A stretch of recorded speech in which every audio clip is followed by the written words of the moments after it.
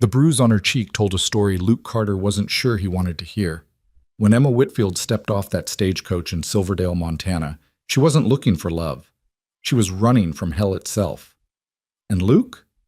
He'd been running from loneliness for 8 years. 2 broken souls, 1 dusty frontier town, and a marriage arranged by strangers. This is their story, a tale of survival, second chances, and the kind of love that heals the deepest wounds. Stay with us until the end, and comment what city you're watching from so we can see how far this story travels. The letter arrived on a Tuesday. Luke Carter was mending fence posts on the north pasture when he heard the hoofbeats. He'd been out since dawn, working the land that had been both his salvation and his prison for the better part of a decade.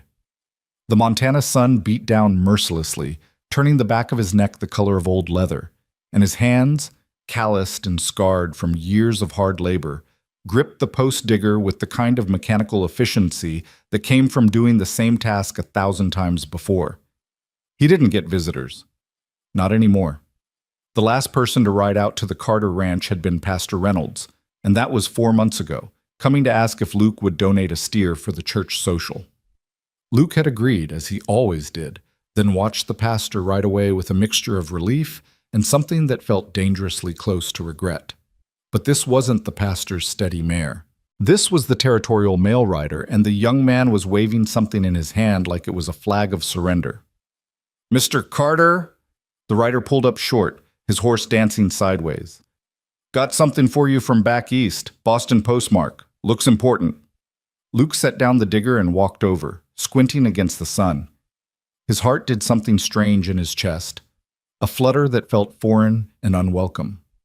Nobody wrote to him from Boston. Nobody wrote to him from anywhere. He took the envelope with hands that suddenly felt clumsy. The paper was thick, expensive, and slightly water-stained along one edge. His name was written in elegant script across the front, Mr. Luke Carter, Silverdale, Montana Territory. "Much obliged," Luke said, his voice rusty from disuse. He lived alone, after all. Some days the only conversation he had was with his horses, and they weren't much for talking back. The rider tipped his hat and wheeled his horse around, already eager to get back to town and whatever warm meal and cold beer awaited him there. Luke stood in the middle of his half-mended fence line, holding that letter like it might explode. He should have waited until evening, until he was back at the cabin with a lamp and maybe a glass of whiskey to steady his nerves. But curiosity, that old, dangerous companion, got the better of him. He slid his thumb under the wax seal and unfolded the letter right there, the wind trying to snatch it from his hands. "Dear Mr. Carter, we are pleased to inform you that your inquiry to the Western Bride Agency has been received and carefully considered. After much deliberation, we have found a match we believe will be suitable for your circumstances." Luke's breath caught. He'd written to that agency 6 months ago, in a moment of weakness brought on by too much silence and too much whiskey. He'd been sure they'd lost his letter, or worse, read it and decided he wasn't worth the trouble. A widower pushing 40, living on a remote homestead in the middle of nowhere, with nothing to offer but hard work and harder winters. Miss Emma Whitfield of Boston, Massachusetts, will arrive in Silverdale on Friday, October 13th, via the afternoon stagecoach. She is 26 years of age, of good character, and comes with the highest recommendations. However, we must inform you of particular circumstances regarding Miss Whitfield's situation. The letter went on, but Luke had to stop reading. His hands were shaking. Friday. That was 3 days from now. 3 days to prepare, to make himself presentable, to transform a bachelor's cabin into something that might pass for a home. He forced himself to continue reading. Miss Whitfield seeks a marriage of protection rather than romance. While we trust she will prove a dutiful and capable wife, we must advise you that she comes to Montana seeking safety first and companionship second. She has endured difficulties in her previous circumstances that have left her in need of a fresh start and, most importantly, security. We trust you will provide both. The agency has paid her passage in full. She will arrive with modest belongings and a small dowry of $30. We ask only that you treat her with kindness and patience as she adjusts to her new life. Respectfully yours, Mrs. Margaret Hensley. Western Bride. Agency. Luke read the letter 3 more times, standing there in the wind with the sun beating down and the fence posts waiting. Each time, his eyes snagged on the same phrases: marriage of protection, endured difficulties, safety first. What kind of difficulties?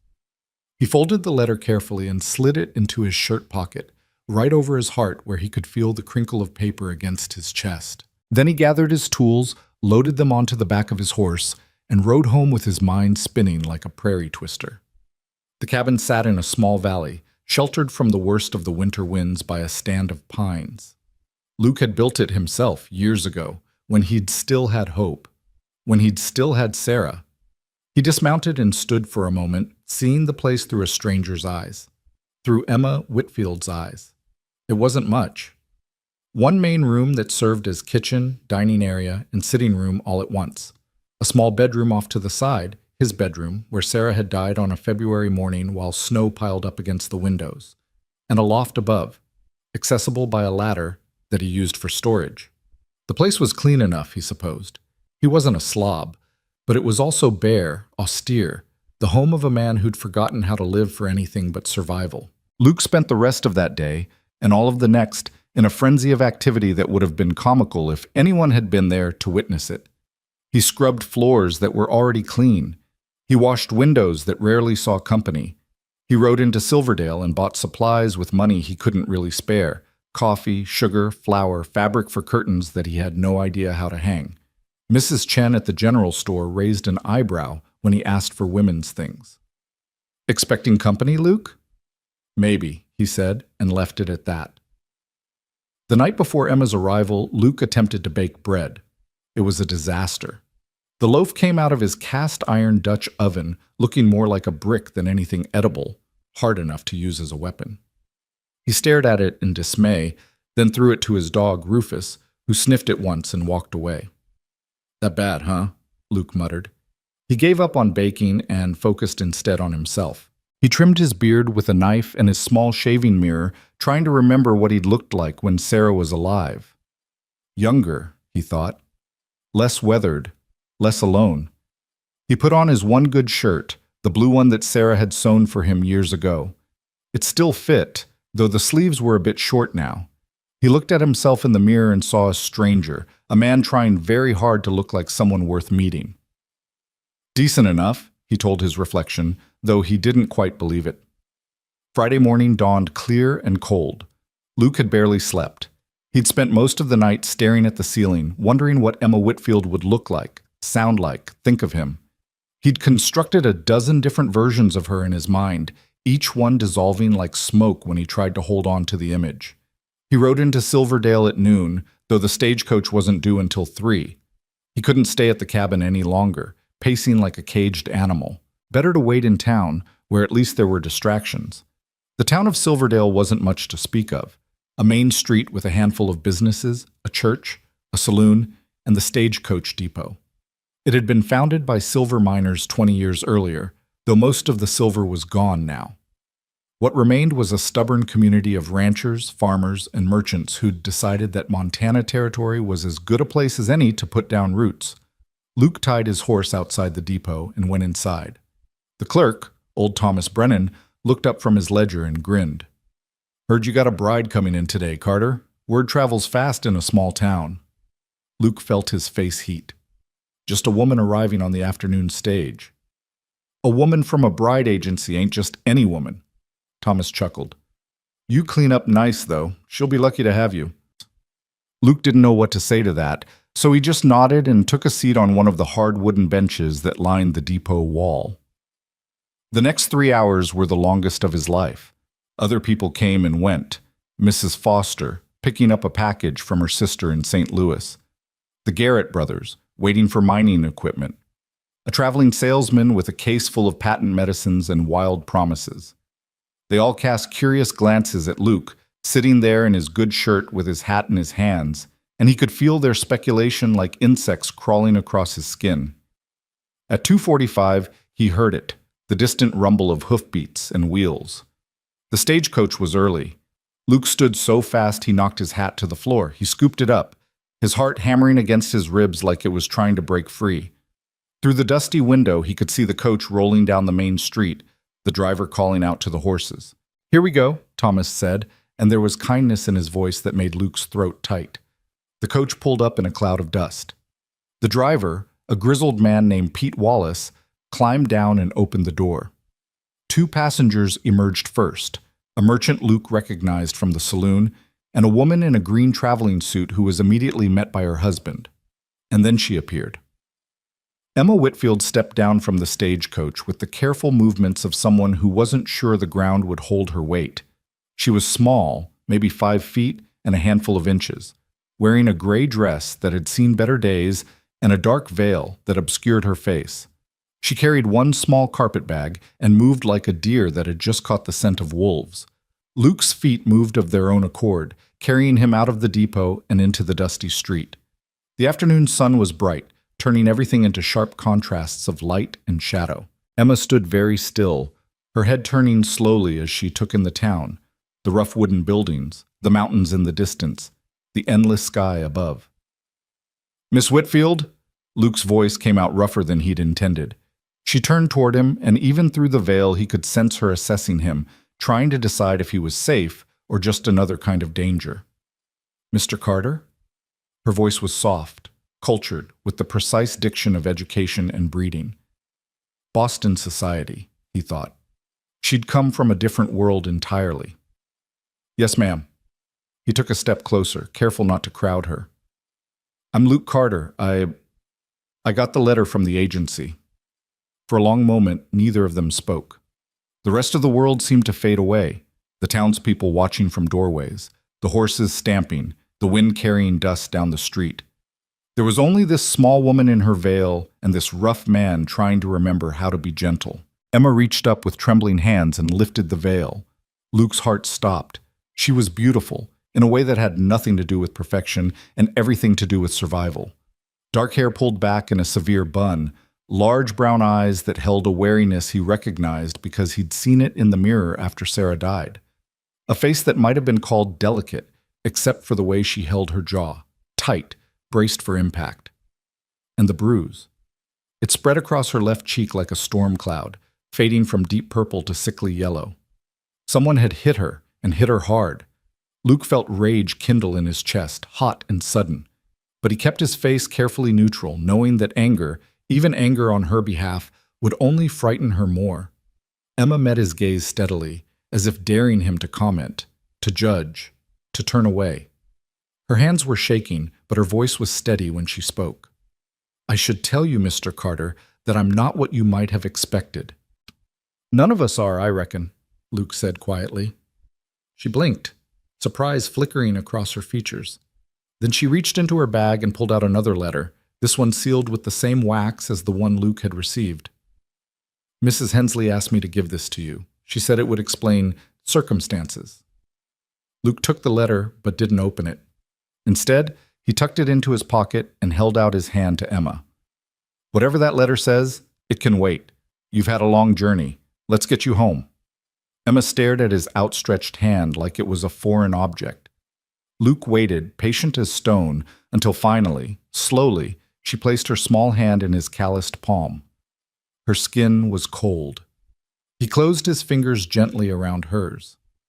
"Welcome to Montana, Miss Whitfield." Tears welled in her eyes, but she blinked them back fiercely. "Thank you, Mr. Carter." They stood there in the middle of Silverdale's main street, two strangers holding hands while the whole town watched. Pete Wallace handed down Emma's trunk, which was pitifully small, and Luke loaded it onto his wagon. The ride out to the ranch was quiet. Emma sat beside him on the wagon seat, her bag clutched in her lap, her eyes fixed on the landscape rolling past. Montana in October was all gold and rust, the prairie grass rippling in the wind like water.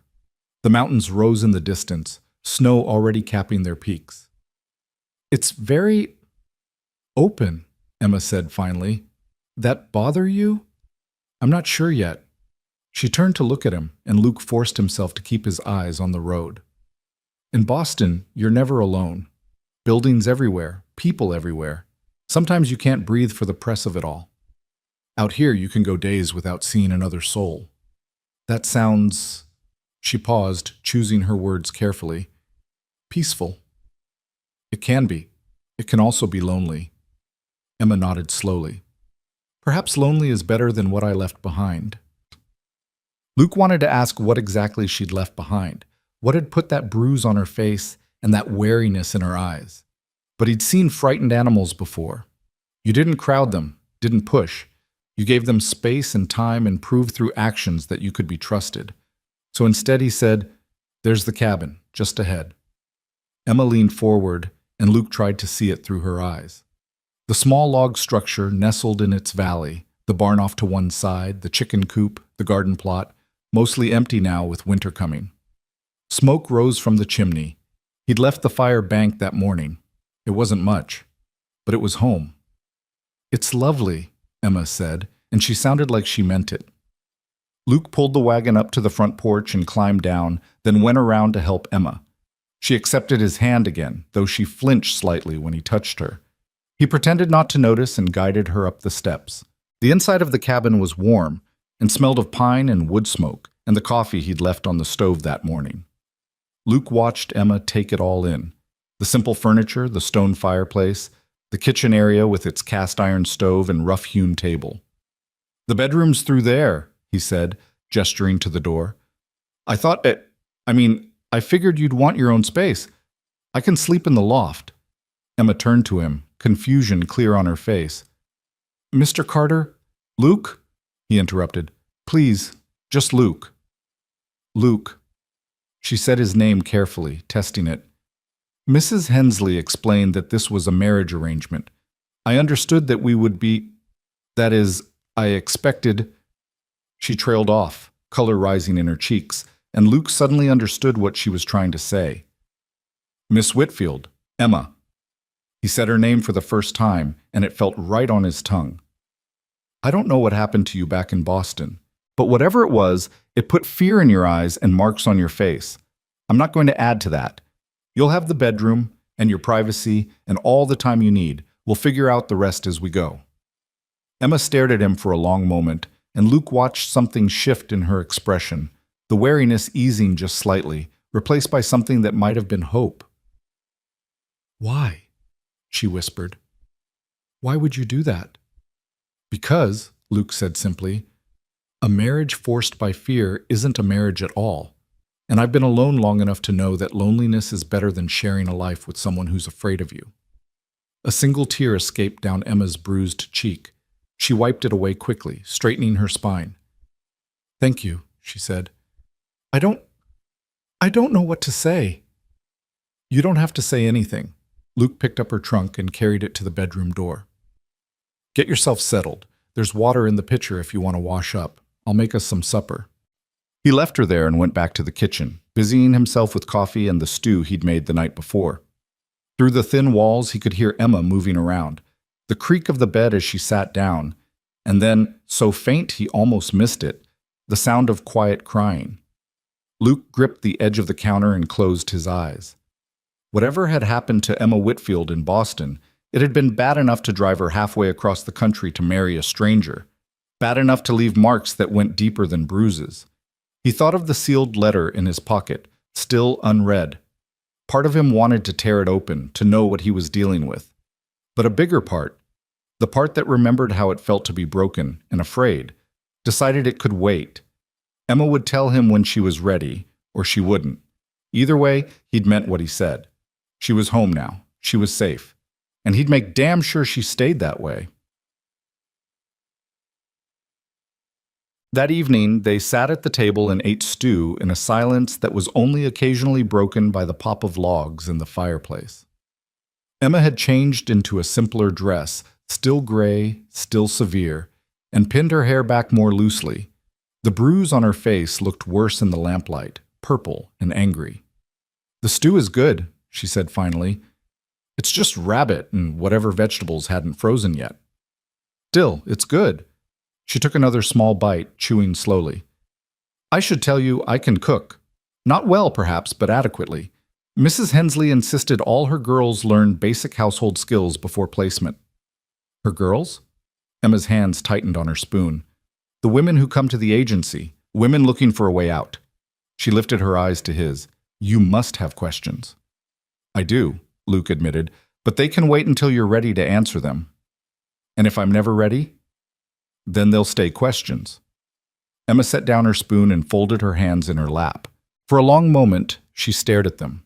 Small hands, he noticed, with bitten-down nails and ink stains on her fingers. "I was a teacher," she said finally, "in Boston, at a girls' school. It didn't pay much, but it was enough to rent a small room and have money left for books." She smiled slightly, though there was no humor in it. "I love books. I always have." Luke waited, giving her space to continue. "When my parents died last year, influenza, both of them within a week, I had nowhere to go. My Uncle Thomas took me in. He was my father's older brother, a wealthy man, respectable." The word dripped with bitterness. "He had a business associate, Mr. William Thornton, twice my age, twice divorced, and looking for a young wife to manage his household and bear his children." Luke's jaw tightened, but he said nothing. "Uncle Thomas decided it would be an excellent match. Mr. Thornton had money and status. I had youth and education. It was, he said, perfectly logical." Emma's voice had gone flat, distant. "I disagreed. I told Uncle Thomas I didn't wish to marry Mr. Thornton, that I would rather continue teaching and live independently. I take it he didn't accept that." "No." She touched her bruised cheek absently. "He said I was ungrateful, disobedient, that my refusal brought shame on the family. He convinced me that I had no choice." The way she said "convinced" made Luke's hands curl into fists under the table. "But you got out," he said. "Mrs. Hensley." Emma's voice softened. "She runs the Western Bride Agency, but that's not all she does. She helps women like me, women with nowhere else to turn. Someone told me about her, and I went to her house in the middle of the night with nothing but the clothes on my back and $30 I'd stolen from Uncle Thomas's desk." "That's the dowry the agency mentioned." Emma nodded. "Mrs. Hensley said she'd find me a place out west, somewhere Uncle Thomas couldn't reach me, somewhere I could start over. She matched me with you within a week, said you seemed like a good man who'd treat a wife with respect." She met his eyes. "Was she right?" "I'll try to be," Luke said honestly. "I can't promise I won't make mistakes, but I can promise you'll be safe here. Whatever else happens, you'll be safe." Emma studied him for a long moment, and Luke had the sense he was being measured against some invisible standard. Finally, she nodded. "All right, then I'll try to be a good wife to you. I'll cook and clean and help with the ranch work as I'm able. Emma," Luke leaned forward, "you don't owe me anything. You're here, you're safe, and that's enough." "But the arrangement is whatever we decide it is." He reached across the table, palm up, offering rather than taking. "We're two people trying to build something from nothing. We'll figure it out together. No rush, no pressure, just one day at a time." For the second time that day, Emma placed her hand in his. This time, her fingers were warmer, and they didn't tremble quite so much. "One day at a time," she repeated softly. They finished their meal in a more comfortable silence. Afterward, Luke showed Emma how to work the stove, where he kept supplies, how to latch the door and windows at night. She listened intently, asking occasional questions in that precise Boston accent that seemed almost musical after years of rough frontier speech. When darkness fell completely, Luke lit the lamps and showed her to the bedroom. "There's extra blankets in the trunk at the foot of the bed," he said. "And if you need anything in the night, just call out. I'll hear you." Emma stood in the doorway, her hands clasped in front of her. In the soft lamplight, she looked very young and very tired. "Luke?" she said as he turned to go. "Yes?" "Thank you for everything, for not—" She struggled to find words. "For treating me like a person instead of a problem." Luke felt something crack open in his chest, something that had been frozen solid for 8 long years. "Good night, Emma." "Good night." He climbed up to the loft and lay down on his bedroll, staring at the rough wood ceiling. Below, he could hear Emma moving around, the creak of the bed as she lay down, and then silence. Luke pulled out the second letter from his pocket, the one Emma had given him, and held it unopened in his hands. Mrs. Hensley had said it would explain circumstances, but Emma had already told him everything that mattered. She'd been hurt, she'd run, she'd landed here, in his cabin, in his life. That was enough. He tucked the letter away, still sealed, and closed his eyes. Tomorrow would bring its own challenges, learning to share space with another person, navigating the strange territory between strangers and spouses, figuring out how to help Emma heal without crowding her. But tonight, for the first time in longer than he could remember, Luke Carter wasn't alone. And in the room below, Emma Whitfield pulled a quilt up to her chin and stared at the log ceiling of her new home. The bed was harder than she was used to, the room simpler than anything she'd known in Boston. But the door had a lock on the inside, and the man in the loft had promised she was safe. She closed her eyes and whispered into the darkness, "Thank you." Whether she was thanking Luke or Mrs. Hensley or God or just the vast Montana sky, she wasn't entirely sure. But for the first time in months, Emma Whitfield fell asleep without fear. And in the morning, when she woke to the smell of coffee and the sound of someone moving quietly in the kitchen, trying not to disturb her, she realized something remarkable. She was home. Whatever came next, whatever challenges awaited them, she was finally home. Dawn broke over the Montana Valley with the kind of quiet that Emma had never known existed. In Boston, mornings arrived with the clatter of carriages on cobblestones, the shouts of vendors, the endless percussion of a city waking. Here, there was only the whisper of wind through pines and the distant call of a hawk circling overhead. She lay very still in the unfamiliar bed, watching pale light creep across the log walls. Every muscle in her body ached from the long journey, days on trains, then the bone-jarring stagecoach ride. But beneath the physical discomfort was something else, something she almost didn't recognize. Peace. The realization brought tears to her eyes. She'd spent so many nights in her uncle's house lying awake, listening for footsteps in the hallway, for the turn of a doorknob, for whatever new torment morning might bring. But here, in this simple room with its handmade quilt and rough-hewn furniture, she'd slept through the night without waking once. A sound from the main room made her sit up. Footsteps, careful and quiet. The clink of metal on metal, a pot perhaps, or a kettle. Luke was up, trying not to disturb her. Emma rose and dressed quickly in the same gray dress from yesterday. She had 3 dresses total in her small trunk, all of them serviceable and plain. Uncle Thomas had burned her prettier things after she refused Mr. Thornton, saying she didn't deserve finery if she couldn't appreciate a good match when it was offered. She pushed the memory away and pinned up her hair, studying her reflection in the small mirror Luke had hung on the wall. The bruise on her cheek was fading but still visible, a reminder of her last conversation with Uncle Thomas, when she'd finally told him she'd rather die than marry William Thornton. "Than die alone and destitute," he'd said, and struck her so hard she'd fallen. "See how far your pride takes you." But she hadn't died. She'd run, and now she was here, in a place so far from Boston, it might as well be another world. Emma took a deep breath, squared her shoulders, and opened the bedroom door. Luke stood at the stove with his back to her, pouring coffee into 2 tin cups. He was dressed for work, worn trousers, a faded shirt, boots that had seen better days. His hair was damp, like he'd dunked his head in the water basin, and she could smell soap and wood smoke. "Morning," he said without turning around. "Wasn't sure when you'd wake. Coffee's fresh." "Thank you." Emma moved into the room, hyper-aware of the domestic intimacy of the moment. She'd never shared morning space with a man before, never navigated the small rituals of cohabitation. "I'm sorry I slept so late. I should have. It's barely past 6. Luke turned and handed her one of the cups, careful not to let their fingers touch. "And you traveled for days. You're entitled to sleep." Emma accepted the coffee and took a sip. It was strong enough to strip paint, nothing like the delicate tea she'd been raised on, but the heat felt good going down. "I want to help," she said. "With the work, I mean. I'm not used to being idle." Luke studied her for a moment, his gray eyes thoughtful. "You ever been on a ranch before?" "No." "Ever milked a cow?" "No." "Gathered eggs, fed chickens, mucked out a barn?"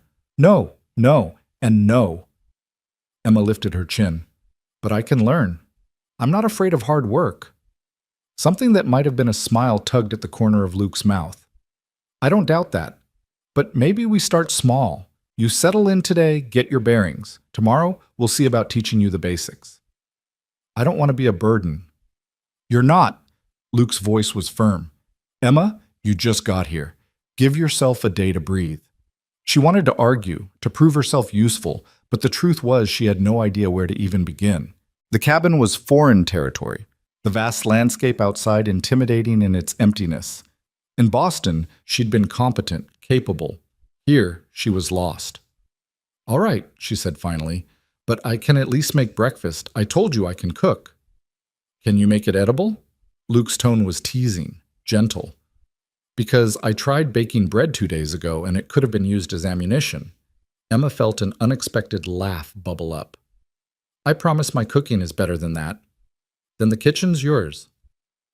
They worked in oddly comfortable silence. Emma found flour and eggs, real eggs, still slightly warm from the chicken coop Luke must have visited at dawn. She made flapjacks on the cast iron griddle, surprised by how different it was from the fancy stove in her uncle's kitchen. Luke watched her work, offering occasional guidance about the heat level, where he kept the maple syrup, how much wood to add to the fire. When they finally sat down to eat, Emma felt an absurd pride in the stack of golden flapjacks between them. "These are good," Luke said after his first bite, and he sounded genuinely surprised. "You expected them not to be?" "I expected—" He paused, choosing words carefully. "I expected a city woman might not know her way around a frontier kitchen. I expected a rancher might not know how to speak in complete sentences," Emma shot back, then immediately regretted it. "I'm sorry, that was—" But Luke was laughing, actually laughing, a sound that transformed his whole face from weathered and remote to something warmer, younger. "Fair enough. I've gotten out of the habit of talking much. Horses don't care about grammar." "How long have you been alone here?" The laughter faded. Luke took another bite of flapjack, chewing slowly. 8 years. My wife Sarah died in the winter of '75. Fever took her." "I'm sorry." Emma meant it. She recognized grief when she saw it, had worn it herself after her parents died. "It was a long time ago." But the way he said it suggested it wasn't long enough. "What about you? The letter from the agency said you were 26. I'm surprised someone didn't snap you up before now." Emma's hand went automatically to her bruised cheek. "There was interest. I just wasn't interested in return. I wanted to teach, to have my own income, my own life. In Boston society, that made me difficult. Out here, that makes you sensible." She looked up, startled. "Really?" "Really. Ranch life is hard. Having a partner who can think for herself, who isn't afraid of work or independence, that's valuable." Luke finished his coffee and stood, carrying his plate to the wash basin. "The women out here are tough as nails. They have to be. You'll fit in fine." Emma doubted that very much. She'd seen the way the townspeople had stared at her yesterday, taking in her Eastern clothes, her bruised face, her obvious displacement, but she appreciated Luke's attempt at reassurance. After breakfast, Luke headed out to tend the animals and mend more fence. Emma spent the morning exploring the cabin, taking inventory of supplies, trying to understand the rhythms of this new life. She found herself drawn to a shelf in the corner where Luke kept a handful of books: a Bible, a farming almanac, and 3 novels with cracked spines and dog-eared pages. One was a collection of Shakespeare's plays. Emma pulled it down and opened it, finding a woman's handwriting on the flyleaf. Sarah Carter, Christmas 1872. All the world's a stage. Luke's wife had loved Shakespeare. Emma traced the faded ink with one finger, feeling an unexpected kinship with this woman she'd never met. They'd both loved books, both ended up in this cabin. Though Sarah, Emma suspected, had come here by choice rather than necessity. She was replacing the book when the door opened and Luke came in, stamping dust from his boots. "There's a storm coming in," he said. "Can smell it on the wind. We'll likely be stuck inside tomorrow." "Stuck?" "Montana storms can be fierce this time of year. If it's as bad as I think, we won't be going anywhere for a day or 2. He must have seen something in her face, alarm maybe, or fear of being trapped, because he added quickly, "There's plenty of supplies, we won't starve, and the cabin's solid, we'll be fine." That night, Emma lay in bed listening to the wind pick up, rattling the shutters and moaning around the eaves. In the loft above, she could hear Luke moving around, settling in. The sound should have frightened her. She'd spent months hyper-alert to male presence, to potential danger. Instead, it was oddly comforting. She wasn't alone in the dark anymore. The storm hit just before dawn. Emma woke to the sound of rain hammering the roof and wind shrieking like something alive. She dressed quickly and emerged to find Luke already up, checking the windows and making sure the fire was well stocked. "Is it always like this?" she asked, raising her voice over the noise. "Sometimes worse. We'll be all right, though. This cabin's weathered plenty of storms." He gestured to the table. "Might as well get comfortable. We're not going anywhere today." They fell into an unexpected domesticity. Emma made breakfast while Luke did indoor chores, sharpening tools, mending tack, organizing supplies. The storm raged outside, but inside the cabin was warm and dry. They moved around each other carefully, still learning the dance of shared space. Around midday, the conversation started. It began innocently enough. Luke asked about Boston, about what her life had been like there. Emma found herself talking about the girls' school where she'd taught, about her students and their eager faces, about the library she'd loved, the parks she'd walked through, the narrow streets of Beacon Hill. "You miss it," Luke observed. "Parts of it. Not the parts that mattered most in the end." Emma stirred the soup she'd made for lunch. "What about you? Did you always want to be a rancher?" "Not always. When I was young, I wanted to be a lot of things. A soldier, an explorer, a famous outlaw." He smiled at the memory. "My father had different ideas. He was a rancher in Wyoming, taught me everything he knew. When he died, I sold his place and came here. Wanted to build something of my own." "And did you?" Luke looked around the cabin, his expression complicated. "I built this. Whether it's enough," he trailed off. "I thought it would be. When Sarah was alive, it felt like enough. After she died, it felt like a prison." The honesty in his voice made Emma brave. "What was she like, Sarah?" "Kind, patient. She loved books and terrible jokes and the way the valley looked in spring." Luke's voice had gone soft. "She wanted children. We tried for 5 years, but it never happened. Then the fever came, and suddenly there was no more time for anything." "I'm sorry," Emma said again, inadequately. "She would have liked you, I think. She always said this place needed more people who asked questions." They ate lunch by the fire, the storm still raging outside.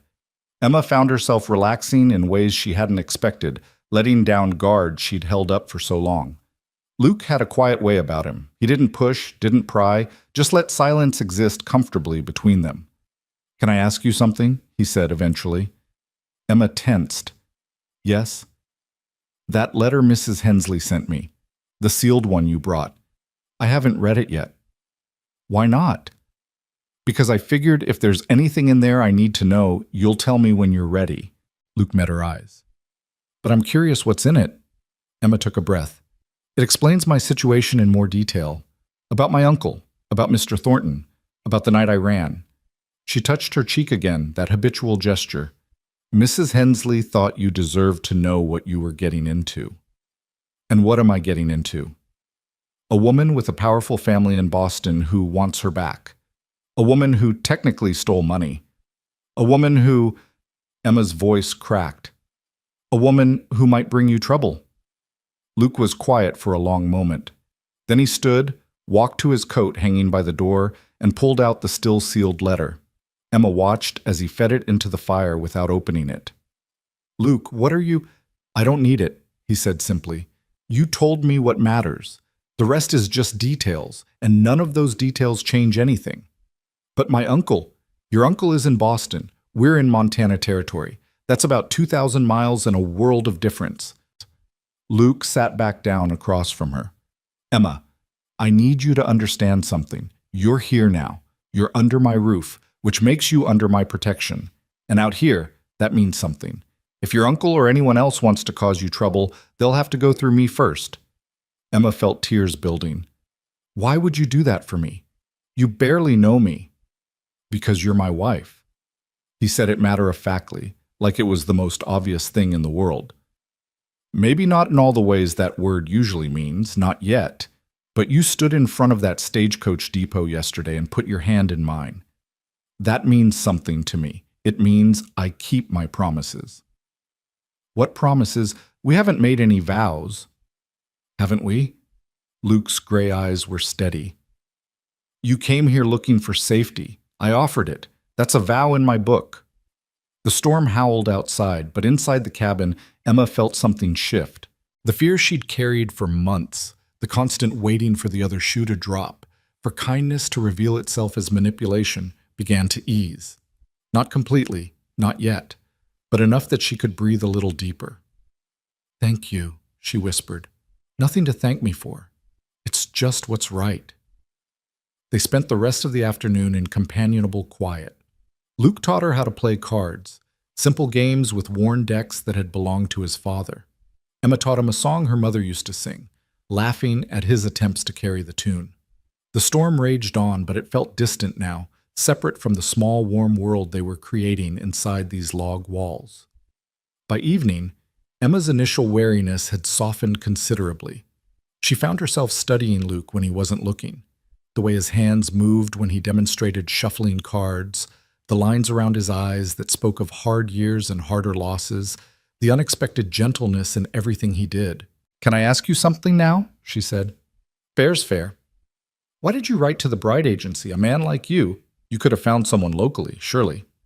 Luke was quiet for so long she thought he might not answer. Finally he said, "After Sarah died, people tried. Widow Henderson made it clear she'd be interested.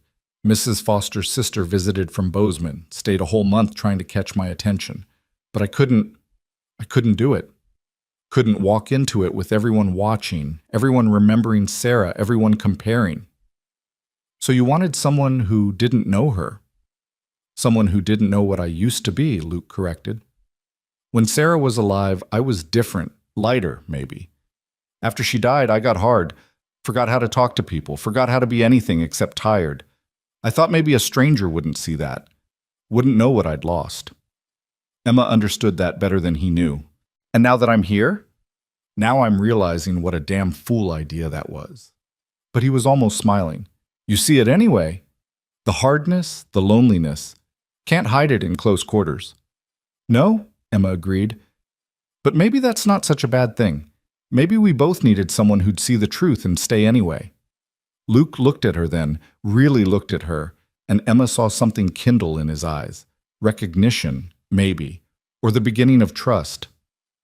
"Maybe so," he said quietly. That night, as Emma prepared for bed, she realized the bruise on her cheek had faded to almost nothing. Just a shadow now, barely visible unless you knew to look for it. She traced it with her fingers, thinking about all the invisible bruises she still carried, the ones on her spirit, her confidence, her ability to trust. Those would take longer to heal. But here, in this storm-wrapped cabin, with a man who burned unopened letters and promised protection without asking for anything in return, she thought maybe they could. The next morning dawned clear and cold, the storm blown through and leaving the world scrubbed clean. Emma woke to the smell of coffee and something else, something sweet and yeasty that made her stomach growl. She emerged from the bedroom to find Luke pulling something from the oven. "You made bread?" she asked, incredulous. "Attempted bread," he corrected. "Jury's still out on whether it's edible." But this loaf wasn't brick-hard like his previous attempt. It was golden and fragrant, with only a slightly lopsided shape to betray his inexperience. "It looks wonderful," Emma said. "It looks like what happens when a man tries too hard to impress." But Luke looked pleased nonetheless. "Thought maybe we could have a proper breakfast. Celebrate surviving your first Montana storm." They ate bread with butter and jam, and Emma had to admit it was delicious. As they finished, Luke pushed back from the table. "Ready to learn some ranch work?" Emma's heart jumped. "Now?" "No time like the present, and if you're going to live here, you should know how things work." He stood and held out his hand. "Come on, I'll introduce you to the animals." The morning air was crisp enough to sting, and the world sparkled with moisture from the storm. Emma followed Luke to the barn, acutely aware of how little she knew about this life. But when he showed her how to scatter feed for the chickens, how to speak softly to nervous horses, how to milk the placid cow he called Bessie, she found herself adapting faster than she'd expected. "You're a natural," Luke said after she'd successfully filled half a bucket with milk. "Hardly. My hands are cramping." "That's part of it. You'll build up strength." He showed her how to properly finish, how to thank Bessie with a pat on her flank. "See? Not so different from teaching, really, just requires patience and respect. And significantly more hay. Luke laughed, that warm sound Emma was beginning to cherish. They worked side by side for hours, Luke teaching and Emma learning, both of them finding an easy rhythm. By the time they broke for lunch, Emma's muscles ached and her hands were scratched from handling hay, but she felt useful, capable, like she belonged here in a way she'd never belonged anywhere. Over the next week, they fell into a pattern. Mornings were for chores, Emma learning the endless work that went into keeping a ranch running. Afternoons were for projects, Luke showing her how to mend fences and organize supplies while she taught him about the books on his shelf, reading aloud passages that made him laugh or think, or sometimes just sit quietly. Evenings were for conversation. They talked about everything and nothing, childhoods and dreams, fears and failures, the small observations that made up a life. Emma found herself looking forward to these hours by the fire, when the day's work was done and they could just exist together without roles or expectations. One evening, a week after her arrival, Emma was humming while she washed dishes. She didn't realize she was doing it until Luke spoke. "You sound happy." She turned, surprised. "I suppose I am. Is that strange?" "Not strange, just different." Luke was sitting at the table, mending a bridle. "You seemed so frightened that first day. Now you're humming." Emma thought about it. "I was frightened, terrified actually. I'd spent months being afraid, and then I traveled halfway across the country to marry a stranger. Fear seemed like the only logical response. And now? Now..." Emma dried her hands on a towel and came to sit across from him. "Now I think maybe I'm allowed to stop being afraid. Not all at once. I don't think that's how it works. But a little bit each day." "What changed?" "You did. Or rather, you didn't." Emma struggled to articulate what she meant. "I kept waiting for you to change, to become someone else once I'd settled in, once my guard was down. But you're just you, the same patient, kind man every single day. That's something I didn't know existed." Luke set down the bridle, his expression serious. "Emma, I need you to know something. What your uncle did, what Mr. Thornton tried to do, that's not normal. That's not how men are supposed to treat women. That's just cruelty dressed up in pretty words." "I know that. Intellectually, I know. But knowing and believing are different things. Then I'll just have to prove it every day until believing catches up." He reached across the table, palm up in that familiar gesture. "Deal?" Emma placed her hand in his. His calluses had become familiar now, his warmth no longer startling. "Deal." They sat like that for a long moment, hands clasped, fire crackling, both of them understanding that something had shifted. Not romance, not yet, maybe not ever, but partnership, trust. The beginnings of something that might, given time and patience, become a real marriage. When they finally released hands, Emma stood and moved to the bookshelf. "Would you like me to read tonight?" "What have you got in mind?" She pulled down the Shakespeare. "Your wife's favorite, As You Like It. Seems appropriate, don't you think? All the world's a stage." Luke's face did something complicated, grief and gratitude tangled together. "She'd read that one to me sometimes, usually put me to sleep within 10 pages. Should I take that as a challenge?" "Absolutely." Emma settled into the chair by the fire and began to read. Luke listened, his eyes drifting closed, but Emma knew he wasn't sleeping. He was remembering, making space for both his past with Sarah and his present with Emma, finding a way to honor both without diminishing either. And Emma, reading words about love and disguise and transformation, found herself thinking that maybe Montana wasn't so different from the Forest of Arden. Maybe it was a place where people could become new versions of themselves, where what you'd been mattered less than what you chose to be. When she finished the first act, Luke opened his eyes. "Still awake?" Emma asked. "Barely, but not because you're boring, because I haven't felt this relaxed in longer than I can remember." He stood and stretched. "Thank you for that. It's just reading. It's more than that. It's..." He seemed to struggle for words. "It's making this place feel like a home again, making me feel like something other than just a man going through motions." Emma's throat tightened. That's all I've been trying to do. Prove I can contribute something. You don't need to prove anything, Emma. You being here, helping me remember there's more to life than work and sleep. That's contribution enough. They said goodnight and retired to their separate sleeping spaces, the cabin settling into quiet. But Emma lay awake for a long time, thinking about contribution and belonging, about the way Luke had said home like he meant it. Outside, an owl called in the darkness. Inside, Emma Whitfield smiled and pulled the quilt tighter around her shoulders. She was home. And for the first time in her life, she understood what that word truly meant. Summer arrived like a promise kept. The valley transformed from brown and gold to a riot of green, wildflowers carpeting the meadows in purple and yellow, and the creek that ran along Luke's property swelled with snowmelt from the mountains. Emma had been at the ranch for nearly 2 months, and the rhythm of their days had become as natural as breathing. She woke that morning to birdsong and the distant sound of Luke chopping wood. Through the window, she could see him in the yard, his shirt already darkened with sweat despite the early hour. He'd been up since before dawn. He always was, but now he paused to wipe his brow and look toward the cabin, as if sensing she was awake. Emma dressed quickly in one of the simpler dresses she'd made from fabric Luke had bought in town. Her hands had learned new skills over these weeks, not just ranch work, but sewing and preserving and all the small crafts that kept a household running.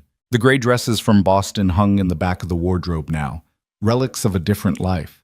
She was making breakfast when Luke came in, bringing the smell of pine and morning air with him. "Sleep well?" he asked, washing his hands in the basin. "Like the dead, I think the work is catching up with me. You've been doing the work of 3 people. Luke dried his hands and came to stand beside her at the stove. "Emma, you know you don't have to—" "I know." She'd heard this speech before. "But I want to. Besides, you do the work of 10 people. I'm just trying to keep pace." He smiled at that, and Emma felt the now familiar warmth in her chest. Luke's smiles had become more frequent over these weeks, transforming his face from weathered and remote to something softer, more approachable. She'd caught herself watching for them, trying to coax them out with terrible jokes or observations about the absurdity of ranch life. They were halfway through breakfast when they heard the sound of an approaching horse. Luke's expression shifted instantly from relaxed to alert, and Emma felt her own stomach tighten. Visitors were rare out here, and in her experience, unexpected visitors rarely brought good news. Luke stood and moved to the window. "It's Sheriff Morrison. Wonder what brings him all the way out here." Emma's hands began to tremble. She set down her coffee cup carefully, not trusting herself to hold it steady. The sheriff. Had someone found her? Had Uncle Thomas somehow tracked her down? "Emma." Luke's voice was gentle but firm. "Whatever this is, we'll handle it together, all right?" She nodded, not trusting her voice. The sheriff was a thick-set man in his 50s with a gray mustache and kind eyes that had seen too much. He dismounted heavily and tied his horse to the porch rail before knocking. "Sheriff?" Luke opened the door, keeping his body partially between Morrison and Emma. "This is unexpected." "Wish it was a social call, Luke." The sheriff removed his hat and nodded to Emma. "Ma'am, you must be Mrs. Carter." The name still startled her. Mrs. Carter. She'd been Emma Whitfield for 26 years, and now she was someone else entirely. "I am," she managed. "Mind if I come in? Got something we need to discuss." Luke stepped back, and the sheriff entered. Emma noticed how Luke positioned himself close to her, a silent show of solidarity. The sheriff noticed too, his eyes flicking between them with an expression Emma couldn't quite read. "Coffee?" Luke offered. "Wouldn't say no." Morrison settled into a chair at the table, his bulk making it creak. "This is fine property you got here, Luke. Looks like you've been making improvements." Emma's been helping. Luke poured coffee and sat down beside her. "What's this about, Sheriff?" Morrison took a long sip, gathering his thoughts. "Had a visitor in town yesterday. Man from back east. Boston," he said. "Well-dressed, well-spoken, throwing money around like it was water." Emma's breath caught. Luke's hand found hers under the table, squeezing gently. "Go on," Luke said. Said he was looking for his niece. A young woman who ran away a couple months back. 26 years old, dark hair, about 5'3". Said her name was Emma Whitfield. Morrison's eyes settled on Emma. Said she stole from him and he wanted her brought back to face charges. The room seemed to tilt. Emma gripped Luke's hand like it was the only thing keeping her anchored to earth. This man have a name? Luke's voice was calm, but Emma could feel the tension in his body. Thomas Whitfield, businessman from the sound of it. Respectable type, or at least that's how he presented himself. And what did you tell him? Morrison set down his coffee cup. Told him I'd make inquiries. Then I came straight here because I figured if there was an Emma Whitfield in my territory, she'd be Emma Carter by now, and there's laws about such things. Luke leaned forward. What kind of laws? The kind that say a married woman is under her husband's authority, not her uncle's. The kind that say if she came here of her own free will and entered into a legal marriage, nobody can force her back against her wishes. Morrison turned to Emma. Ma'am, I need to ask you some questions, and I need honest answers. Emma's throat felt like it was closing. She forced herself to speak. All right. Did you come to Montana of your own free will? Yes. Did Luke Carter force you or coerce you into marriage? No, absolutely not. Do you want to return to Boston? I would rather die. The words came out fierce, surprising even herself. Morrison nodded slowly. And this money your uncle claims you stole? Emma's face heated. I took $30 from his desk, money my father had given him for my care after my parents died. Uncle Thomas spent it on himself and expected me to be grateful for room and board. I took back what was mine to begin with. Your uncle sees it differently. I'm sure he does. Emma's voice shook. Sheriff, you need to understand, my uncle tried to force me into a marriage with a man twice my age. When I refused, he punished me. He said I had no rights, no choices, that I was his property to dispose of as he saw fit. The Western Bride Agency helped me escape. Everything I did to survive.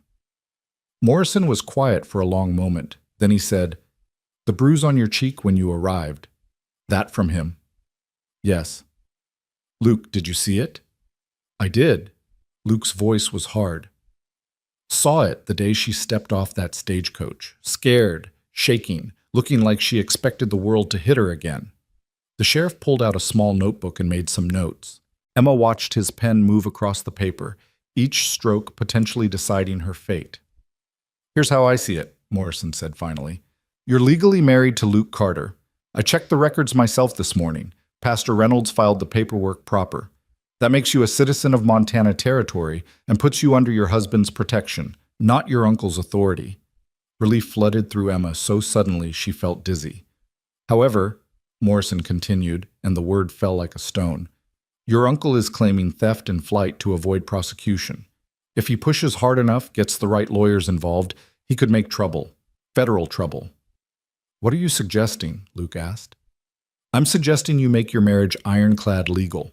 Right now you got a piece of paper from a church ceremony, but if you register with the territorial court, file the proper documentation, there won't be any question about Emma's status. She'll be Mrs.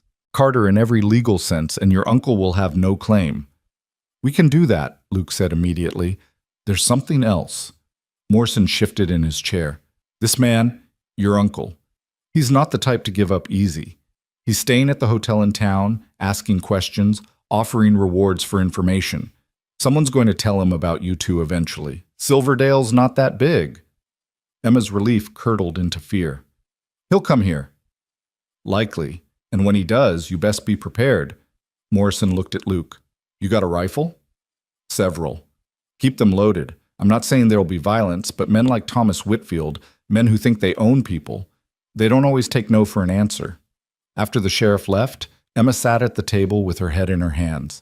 Luke moved around the cabin, checking the rifle above the door, the shotgun in the bedroom, making sure everything was in order. His movements were efficient, methodical, and Emma realized he'd done this before, prepared for trouble, for violence. I'm sorry, she whispered. Luke stopped what he was doing and came to kneel beside her chair. For what? For bringing this to your door, for dragging you into my problems. Emma, look at me. He waited until she raised her head. This isn't your fault. None of it. Not your uncle's cruelty, not his pursuit, not any of it. You were trying to survive and you did the bravest thing possible. You ran. I'm proud of you for that. Proud? I stole money and fled in the night like a criminal. You escaped a bad situation before it got worse. That's not criminal, that's smart. Luke took her hands. And you're not dragging me into anything.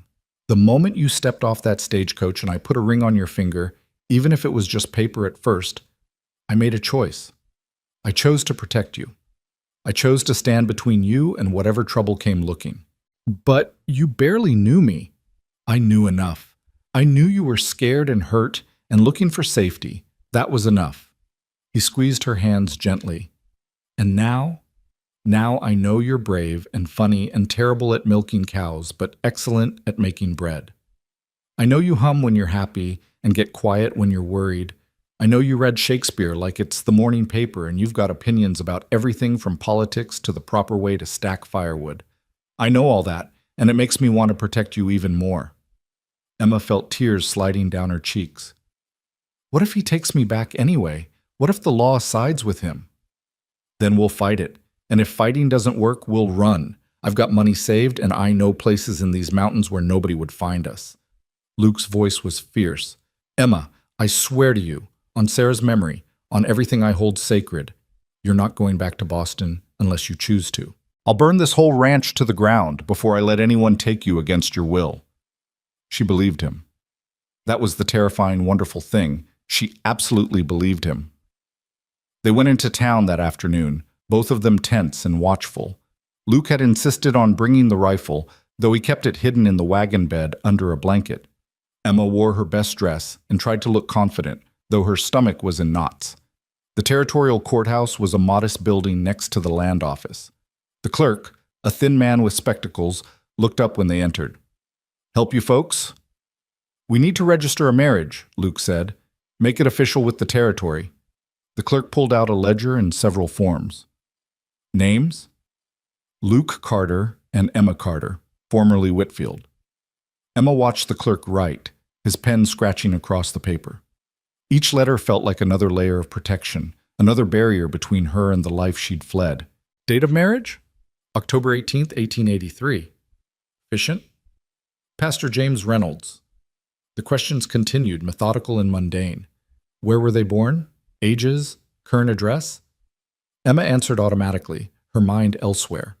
What was Uncle Thomas doing right now? Was he in town at this very moment, asking about her, planning his next move? All right, the clerk said finally. That'll be $5 for the filing fee, and you're officially registered. Congratulations, Mr. and Mrs. Carter. They paid and left with a copy of the registration. Emma clutched the paper like a talisman. Feel better? Luke asked as they walked back to the wagon. A little. Like I have proof now. Evidence that I'm not his anymore. You were never his, Emma. People don't own people, no matter what the law says sometimes. They were loading supplies at the general store when Emma saw him. Thomas Whitfield stood across the street talking to Sheriff Morrison. He looked exactly as she remembered. Tall, imposing, dressed in an expensive suit that marked him as Eastern money. His face was hard, his posture radiating authority and barely contained anger. Emma froze. Her packages slipped from her hands and hit the boardwalk with a crash. Luke was beside her instantly. Emma, what's wrong? She couldn't speak, could only point with a shaking hand. Luke followed her gaze and his whole body went rigid. That him? Yes. Get in the wagon, now. But it was too late. Thomas had seen her. His eyes widened in recognition, then narrowed with something that looked like triumph. He started across the street, Morrison following with a hand on his arm, trying to slow him down.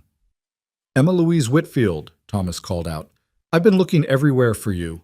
Luke stepped in front of Emma, blocking her uncle's path. The name's Carter now, Emma Carter, and you'll address her respectfully or not at all. Thomas stopped a few feet away, looking Luke up and down with obvious disdain. You must be the opportunist who married my niece. How much did the bride agency pay you to take damaged goods? Emma felt Luke's entire body coil with rage, but his voice stayed level. You watch your mouth. Or what? You'll strike me in front of the sheriff? Thomas smiled coldly. Emma, sweetheart, you've caused quite a bit of trouble. But I'm here now, and we can sort this all out. Clearly you've been confused, perhaps influenced by unscrupulous people. Once we get you home and properly cared for, everything will be fine. I'm not going anywhere with you." Emma's voice came out stronger than she felt. She stepped out from behind Luke, forcing herself to face her uncle directly. "I'm married now, legally married." Sheriff Morrison confirmed it. "A marriage made under duress, no doubt. I'll have it annulled." "On what grounds?" Sheriff Morrison interjected. "I've spoken with both parties. Mrs. Carter came here voluntarily and entered into marriage of her own free will. There's no coercion to speak of. She stole from me." "She took money that belonged to her father," Luke said flatly. "Money you were supposed to use for her care. I'd say she just collected a debt." Thomas's face reddened. "You have no idea what you're talking about. Emma is unstable, prone to hysteria and delusions. She needs family care, not to be living in some hovel with a dirt farmer." "I'm a rancher," Luke corrected mildly. "And Emma's not unstable. She's the sanest person I know." "Then why did she run in the night? Why steal and lie and flee across the country if not out of some deranged—" "Because you beat her." Luke's voice cut like a knife. "Because you tried to sell her to a man old enough to be her father. Because you made her so afraid that death seemed preferable to staying. Those aren't the actions of an unstable woman, Mr. Whitfield. Those are the actions of someone fighting to survive." The street had gone quiet. People were watching now, witnesses to this confrontation. Thomas seemed to realize it, and Emma saw him recalculate, shifting his approach. "Emma," he said, his voice softening artificially. "Please, your aunt is worried sick. Your cousins miss you. Whatever happened between us, whatever misunderstandings occurred, we can resolve them. Just come home." For a moment, just a moment, Emma felt the old pull. The ingrained obedience, the years of being told she had no choices, no rights. Uncle Thomas was family. He was respectable. Who was she to defy him? Then she felt Luke's hand find hers, warm and solid and real. She looked at him and saw not ownership or control, but partnership, trust, the promise that her choices mattered. She turned back to her uncle. "No." "Emma." "No," she repeated louder. "I'm not coming back, not now, not ever. You tried to force me into a marriage I didn't want, and when I refused, you hurt me. You made me afraid in a place that should have been safe. That's not love, Uncle Thomas. That's not family. That's control, and I'm done being controlled." Thomas's mask slipped, revealing the anger beneath. "You ungrateful little—" "That's enough." Sheriff Morrison stepped between them. "Mr. Whitfield, Mrs. Carter has made her position clear. She's legally married and under her husband's protection. Unless you have actual charges you want to file, and I mean legitimate charges, not family disputes, I suggest you accept the situation and move on." "This isn't over," Thomas said, looking past the sheriff to Emma. "I have lawyers, I have resources. I'll fight this in every court between here and Washington if I have to." "Then you'll lose," Luke said, "because Emma doesn't want to go back, and no court in Montana Territory is going to force a woman to return to a man who abused her. You might have power in Boston, but out here you're just another bully, and we don't take kindly to bullies." For a long moment, Thomas stared at them both. Then he turned on his heel and stalked away, his expensive shoes kicking up dust. Emma's legs gave out. Luke caught her, holding her steady as tremors racked her body. "It's all right," he murmured. "You did it. You stood up to him. He's going to keep coming. Let him. We'll be ready." Sheriff Morrison approached, his expression grave. "That man's got a temper on him. I'd watch your back, Luke, and keep your doors locked at night." "Already planning on it." They drove home in tense silence. Emma couldn't stop shaking, couldn't stop replaying the confrontation in her mind. Uncle Thomas's face, his barely contained rage, the way he'd looked at her like she was property that had misbehaved. Back at the cabin, Luke built up the fire and made tea, pressing the cup into Emma's cold hands. "Drink," he ordered gently. She obeyed, the warmth spreading through her chest. "I'm sorry you had to see that. Had to deal with him." "I'm not. Now I know exactly what we're up against." Luke sat across from her. "Emma, I need to ask you something, and I need you to be honest." Her heart stuttered. "All right. How do you want to handle this? Morrison's right. Your uncle has resources, connections. He could make things difficult, tie us up in legal troubles for months or years. There's a way to make all that go away, but it means, he paused, choosing words carefully. It means making our marriage real in every sense, not just on paper, but complete. Emma's face heated as she understood what he was suggesting. You mean, I mean, if we were truly married, in all ways, your uncle would have even less legal standing. Consummation makes annulment nearly impossible. It would cement your status as my wife beyond any question. I see. Emma's hands trembled around the teacup. And is that what you want? Luke met her eyes. I want you to be safe. I want your uncle to have no claim on you whatsoever. What I want personally, Emma, I won't lie and say I haven't thought about it. You're beautiful and kind, and I've come to care for you more than I expected. But I won't push. This has to be your choice, made freely, without pressure or fear. Emma set down the teacup. Her mind was racing, her heart pounding. She thought about the last 2 months, the quiet mornings, the shared laughter, the way Luke's presence had become as essential as breathing. She thought about how safe she felt here, how seen and valued. And she thought about Uncle Thomas's face, the way he'd called her damaged goods, the years of being told she was worthless unless she obeyed. If I say yes, she said slowly, it has to be more than just strategy. I can't be used like that, even for good reasons. I would never. I know, that's not what I meant. Emma took a deep breath. I mean that if we do this, if we make this marriage real, it has to be because we both want it. Not just as protection from my uncle, but because we've chosen each other. Because this partnership we've built matters enough to take it further. Luke was very still. And do you want that? Do you choose this? Emma thought about it, really thought about it. Not the fear, not the strategy, but what her heart wanted. And she realized with startling clarity that somewhere along the way she'd stopped seeing Luke as a refuge and started seeing him as a partner, maybe even as something more. I think I might, she whispered. But I'm scared, not of you, she added quickly, of being that vulnerable again, of trusting someone that completely. Then we wait. Luke's voice was firm. We wait until you're not scared, or until you're brave enough to be scared and trust me anyway. Either way, there's no rush. We'll figure this out together. But your uncle can go to hell. We'll fight him with lawyers if we have to, or we'll leave Montana and start over somewhere else. But I won't push you into something you're not ready for just because some pompous fool from Boston thinks he owns you. Emma felt something break open in her chest, something that had been locked tight for so long she'd forgotten it existed. It might have been hope, it might have been love. She wasn't sure yet, but it was warm and real and entirely her own. Thank you, she said. For what? For being patient, for being you. She stood and moved around the table to where he sat.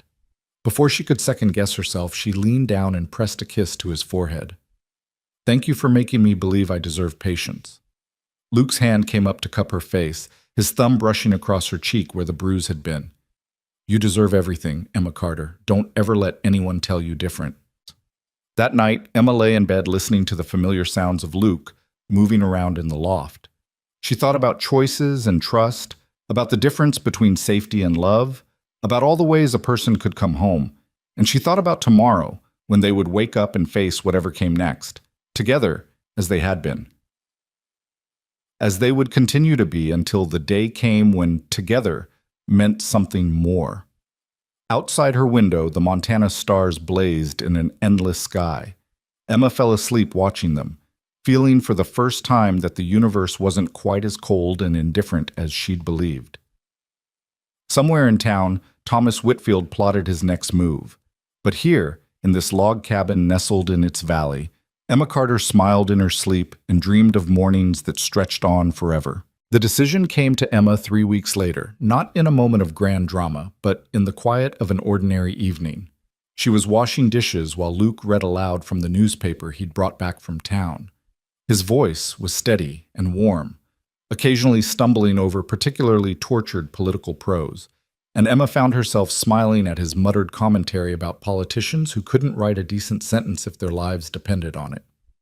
This was her life now, this peace, this companionship, This man who made her feel safe enough to smile without fear of punishment. And somewhere along the way, safe had transformed into something deeper, something that made her heart quicken when Luke walked into a room, made her notice the way lamplight caught in his hair, made her want things she'd been too afraid to want before. She turned from the dishes, drying her hands on her apron. Luke looked up from the paper, his expression questioning. "Is everything all right?" "I've been thinking," Emma said, her voice steadier than she felt, "about what you said, about making our marriage real." Luke set down the newspaper carefully, giving her his full attention. "All right. I'm still scared," she admitted, "but I've realized something. I'll always be scared of something. That's what Uncle Thomas did. He made fear my constant companion. If I wait until I'm not afraid anymore, I'll be waiting forever." "Emma, please, let me finish." She moved closer, her heart hammering. "You asked me once if I chose this. If I chose you. The answer is yes. Not because I'm running from my uncle or because I need protection, though those things are true. But because in these months together, you've shown me what it means to be respected, to have choices, to be valued for who I am, not what someone else wants me to be." Luke stood slowly, his gray eyes searching her face. "Are you sure? Because there's no taking this back, Emma. Once we cross this line, we're husband and wife in every way that matters." "I know." She reached out and took his hand, feeling the familiar calluses, the strength tempered with gentleness. "I'm sure. Are you?" Instead of answering with words, Luke cupped her face with both hands and kissed her. It was different from the chaste kiss they'd exchanged at their wedding. This was deeper, full of promise and questions and the kind of tenderness Emma had only read about in books. She melted into it, her hands finding their way to his chest, feeling his heart beating as rapidly as her own. When they finally broke apart, Luke rested his forehead against hers. "I'm very sure," he whispered. That night, Emma Carter became a wife in truth as well as name. Luke was patient and careful, conscious of her inexperience and her fear, and when morning came, she lay in his arms feeling transformed. Not because anything external had changed, but because she'd chosen this. She'd claimed this piece of her life for herself. "No regrets?" Luke asked, his voice rough with sleep. "None." Emma traced patterns on his chest. "Should I have regrets?" "Some might say you could have done better than a Montana rancher. Some would be wrong." She propped herself up on one elbow to look at him. "You're exactly what I needed, Luke Carter. Maybe what I didn't know I needed until I found it." He smiled and pulled her back down against him. "Well then, Mrs. Carter, what shall we do with our day?" "The usual, I suppose. Chores and work and all the mundane things that make up a life." "Sounds perfect." And it was. They fell back into their routine, but everything felt different now, charged with new intimacy, new understanding. Emma caught Luke watching her while she worked, his expression soft in a way that made her blush. He found excuses to touch her in passing, his hand on the small of her back, his fingers brushing hers when they reached for the same tool. 2 days later, they were working in the garden when Sheriff Morrison rode up again. Emma's stomach dropped, fear flooding back instantly. Luke must have seen it in her face because he squeezed her hand. "Whatever it is, we face it together." Morrison dismounted, looking tired. "Got news. Your uncle left town yesterday." Emma's breath caught. "Left? Just like that?" "Not exactly willingly. I might have suggested that Montana Territory wasn't hospitable to men who abuse women, and that if he kept making trouble, certain information about his business practices might find its way to the territorial governor." Morrison's expression was grim. "Did some checking with contacts back east. Your uncle's got a reputation for creative accounting and strong-arm tactics. Nothing anyone could prove in court, but enough that he wouldn't want it examined too closely." "You threatened him," Luke said. "I encouraged him to return home and accept that his niece had made her choice. He took the encouragement." Morrison pulled out a piece of paper. "He did leave this, though. Said to give it to Emma if I saw her." Emma took the letter with trembling hands. Luke stood close beside her as she unfolded it, his presence a silent support. The handwriting was her uncle's precise script. "Emma, you have made your choice, and I wash my hands of you. Do not expect to inherit anything from your father's estate. What little remained has been absorbed into my accounts to cover the costs of your upkeep and the trouble you caused. Your aunt wanted me to tell you that you are welcome to return if you come to your senses, but I see no point in extending an offer you clearly do not deserve. You have chosen a life of poverty and obscurity with a man of no consequence. Live with that choice. I hope it brings you everything you deserve. Thomas Whitfield. Emma read it twice, waiting for the familiar stab of pain, the guilt, the sense of inadequacy her uncle had spent years cultivating. But all she felt was relief, tinged with something that might have been pity. He's really gone, she whispered. Looks that way. Morrison shifted his weight. Of course, he could come back with lawyers or federal marshals, try to make trouble that way. But between you and me, I think he's more concerned about keeping his own skeletons buried than digging up yours. After the sheriff left, Emma stood in the garden holding the letter, letting the Montana sun warm her face. Luke waited patiently beside her, not pushing, just being there. I should feel something more, she said finally. Anger, maybe, or vindication. But mostly I just feel empty. Like I've been carrying this weight for so long that now it's gone, I don't know what to do with the space it left. You fill it with something better. Luke took the letter from her hands and, without ceremony, struck a match and set it alight. They watched it burn, the edges curling and blackening, her uncle's words dissolving into ash. You fill it with the life you choose, not the one he tried to force on you. Emma watched the last fragments float away on the breeze. I choose this, she said softly. This ranch, this life. You. Then it settled. Luke pulled her close.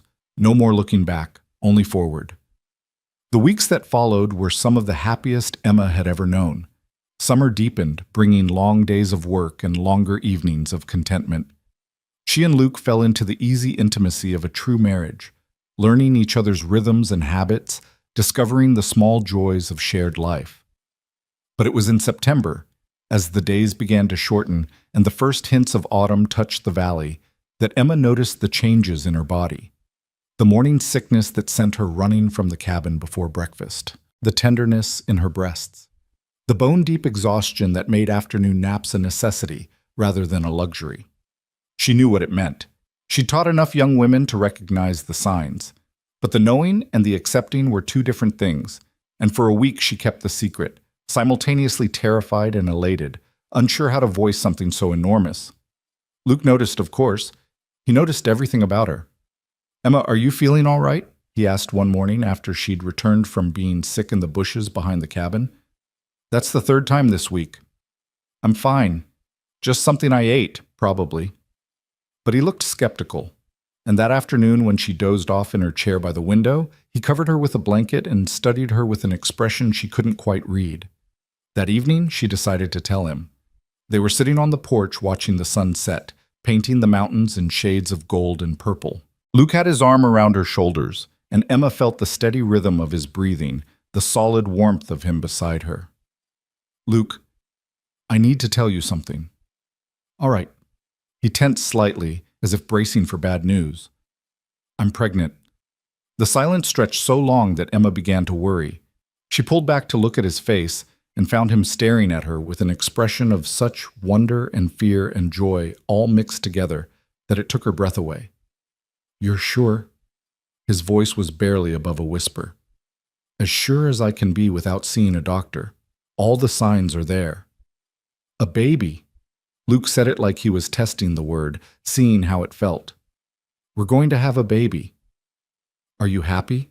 Emma had to ask because, despite everything they'd built together, despite the love she felt radiating from him, she needed to hear it. Luke's answer was to kiss her, deep and thorough, his hands gentle on her face. When he finally pulled back, his eyes were wet. Happy doesn't begin to cover it. Emma, I thought, after Sarah died, after all those years of trying and hoping and failing, I thought maybe I wasn't meant to be a father, that maybe God or fate, or whatever you want to call it, had decided that wasn't my path. And now? Now I think maybe I was just waiting for you, for this. He placed his hand carefully on her still flat stomach. For the family we're building together. Emma covered his hand with her own. I'm scared, she admitted. My mother died when I was young, so I don't have her wisdom to draw on. And childbirth is dangerous, and what if I'm not a good mother? What if— Stop. Luke's voice was gentle but firm. You're going to be an amazing mother. You're patient and kind and strong as hell. And whatever happens, whatever you need, I'm here.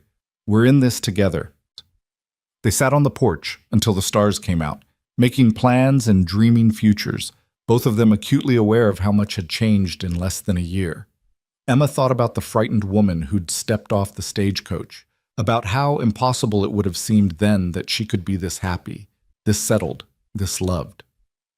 The next morning, Luke insisted on riding into town to fetch Dr. Matthews. Emma protested that it was too early, that there was no need to bother the doctor yet, but Luke was adamant. I'm not taking any chances with you or the baby, he said firmly. Let the doc check you over, make sure everything's all right. Dr. Matthews was a weathered man in his 60s who'd been delivering babies in Montana Territory for longer than Emma had been alive. He examined her with professional efficiency, asked questions about her symptoms and her family history, and finally pronounced her healthy and probably about 8 weeks along. Baby should come around early May, if my calculations are right, he said, packing away his instruments. You're young and strong, Mrs. Carter. No reason to think there will be complications. But you rest when you're tired, eat well, and don't do any heavy lifting. Your husband looks like he's ready to wrap you in cotton wool anyway. Luke, standing in the corner looking anxious, had the grace to look sheepish. Just want to make sure she's safe. Understandable, given what happened to your first wife. But lightning rarely strikes twice, son. This one's got different circumstances entirely. After the doctor left, Emma found Luke standing at the window, staring out at the valley with an expression she'd learned to recognize. He was worrying, turning something over in his mind. Talk to me, she said, coming to stand beside him. I'm terrified, he admitted quietly, of losing you the way I lost Sarah, of history repeating itself, of finally having everything I want and having it taken away. Emma took his hand. I'm terrified too, but being afraid won't change what happens. All we can do is be careful and hope for the best. I don't know if I'm strong enough to go through that again. You won't have to. Emma spoke with more confidence than she felt. I'm going to be fine, and so is our baby. We're going to have a beautiful May delivery, and you're going to be there holding my hand and probably fainting from nerves. That startled a laugh out of him. I don't faint. We'll see about that when the time comes. As autumn progressed, Emma's pregnancy became more visible. Her dresses grew tight around the middle, and Luke took her into town to buy fabric for new ones. Mrs. Chen at the general store clucked approvingly and gave unsolicited advice about everything from morning sickness to choosing names. The women of Silverdale, who'd kept a cautious distance from the Eastern bride with the mysterious past, began to warm to her now. Pregnancy was something they understood, a universal experience that transcended background or breeding. They brought preserves and advice, shared their own birth stories, and welcomed Emma into the unofficial sisterhood of frontier mothers. Emma found herself grateful for their company. She'd spent so much of her life isolated, first by her uncle's control, then by the newness of ranch life. Now, sitting in Mrs. Foster's kitchen sipping tea while 3 other women shared wisdom and gossip, she finally felt like she belonged.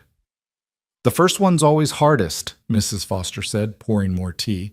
But you've got Luke, and he's solid as they come. He'll see you through. He's already driving me mad with his hovering, Emma said with affection. Yesterday, he tried to stop me from gathering eggs because he was worried I'd strain myself. The women laughed, sharing stories of their own overprotective husbands. Emma soaked it in, this normalcy, this ordinariness that had seemed so impossible a year ago. Winter came early that year, arriving in November with a vengeance. The snow piled high around the cabin, and Luke spent his days ensuring they had enough wood, enough supplies, enough of everything to see them through until spring. Emma's pregnancy progressed, her belly swelling as the baby grew, and she found herself grateful for the isolation. It felt right somehow, this cocooning time before their family expanded. They spent long evenings by the fire, Luke reading aloud while Emma knitted small garments with yarn Mrs. Chen had given her. Sometimes Luke would place his hand on her belly and feel the baby kick, his face transformed with wonder each time. Strong little thing, he'd say, takes after the mother. Or the father, you're not exactly delicate. Fair point. They argued amiably about names. Luke wanted something simple and strong. John for a boy, Mary for a girl. Emma pushed for something with more character, perhaps something from literature or history. We are not naming our daughter Ophelia, Luke said firmly. What about Beatrice? From Much Ado About Nothing. What about Clara? Simple, pretty, and won't get her teased. Clara, Emma tested the name. Clara Rose Carter? Luke's expression softened. Rose was Sarah's middle name. I know, I saw it in her prayer book. Emma took his hand. I don't mind, Luke. Sarah was part of your life, and that's all right. She should be part of our family's story, too. He pulled her close, and Emma felt the tension drain from his body. She understood what he'd been afraid to ask, whether she'd resent Sarah's memory, whether loving them both was a betrayal. But Emma had learned that love wasn't a finite resource. There was room in Luke's heart for both the wife he'd lost and the wife he'd found, just as there was room in Emma's heart for gratitude toward the woman whose absence had made space for her. Christmas came, and with it a fierce storm that kept them trapped in the cabin for 3 days.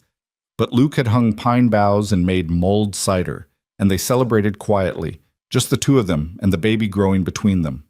Emma gave Luke a scarf she'd knitted, and he gave her a rocking chair he'd built in secret, smooth wood carved with careful love. For when the baby comes, he said, so you can sit by the fire and rock them to sleep. Emma cried, hormones making her emotions even more volatile than usual. Luke held her and let her cry, understanding that these were happy tears, overwhelmed tears, tears from someone who'd spent so long believing she'd never have this kind of love. January brought bitter cold, February brought more snow, and March finally brought the first hints of spring. Emma was enormous now, her belly so large she couldn't see her feet, and Luke had taken over most of the household tasks despite her protests. I'm pregnant, not an invalid, she grumbled. You're carrying my child, and I'll be damned if I let you wear yourself out hauling water, he countered. Besides, you're giving me a son or daughter. The least I can do is wash some dishes. What if it's twins? Luke paled. Don't even joke about that. But the doctor, when he came for a checkup in early April, assured them it was just one very healthy, very active baby who would probably arrive any day now. Keep her close to home, Dr. Matthews instructed Luke, and send word the moment her pains start. I'll come as quick as I can. The last weeks were a strange mixture of anticipation and impatience. Emma waddled more than walked, her back aching, her ankles swollen. But she'd never been happier. She and Luke had transformed one of the storage areas into a small nursery, filling it with the cradle Luke had built and the tiny garments Emma had sewn. They were ready. More than ready. On a warm evening in early May, Emma felt the first contraction.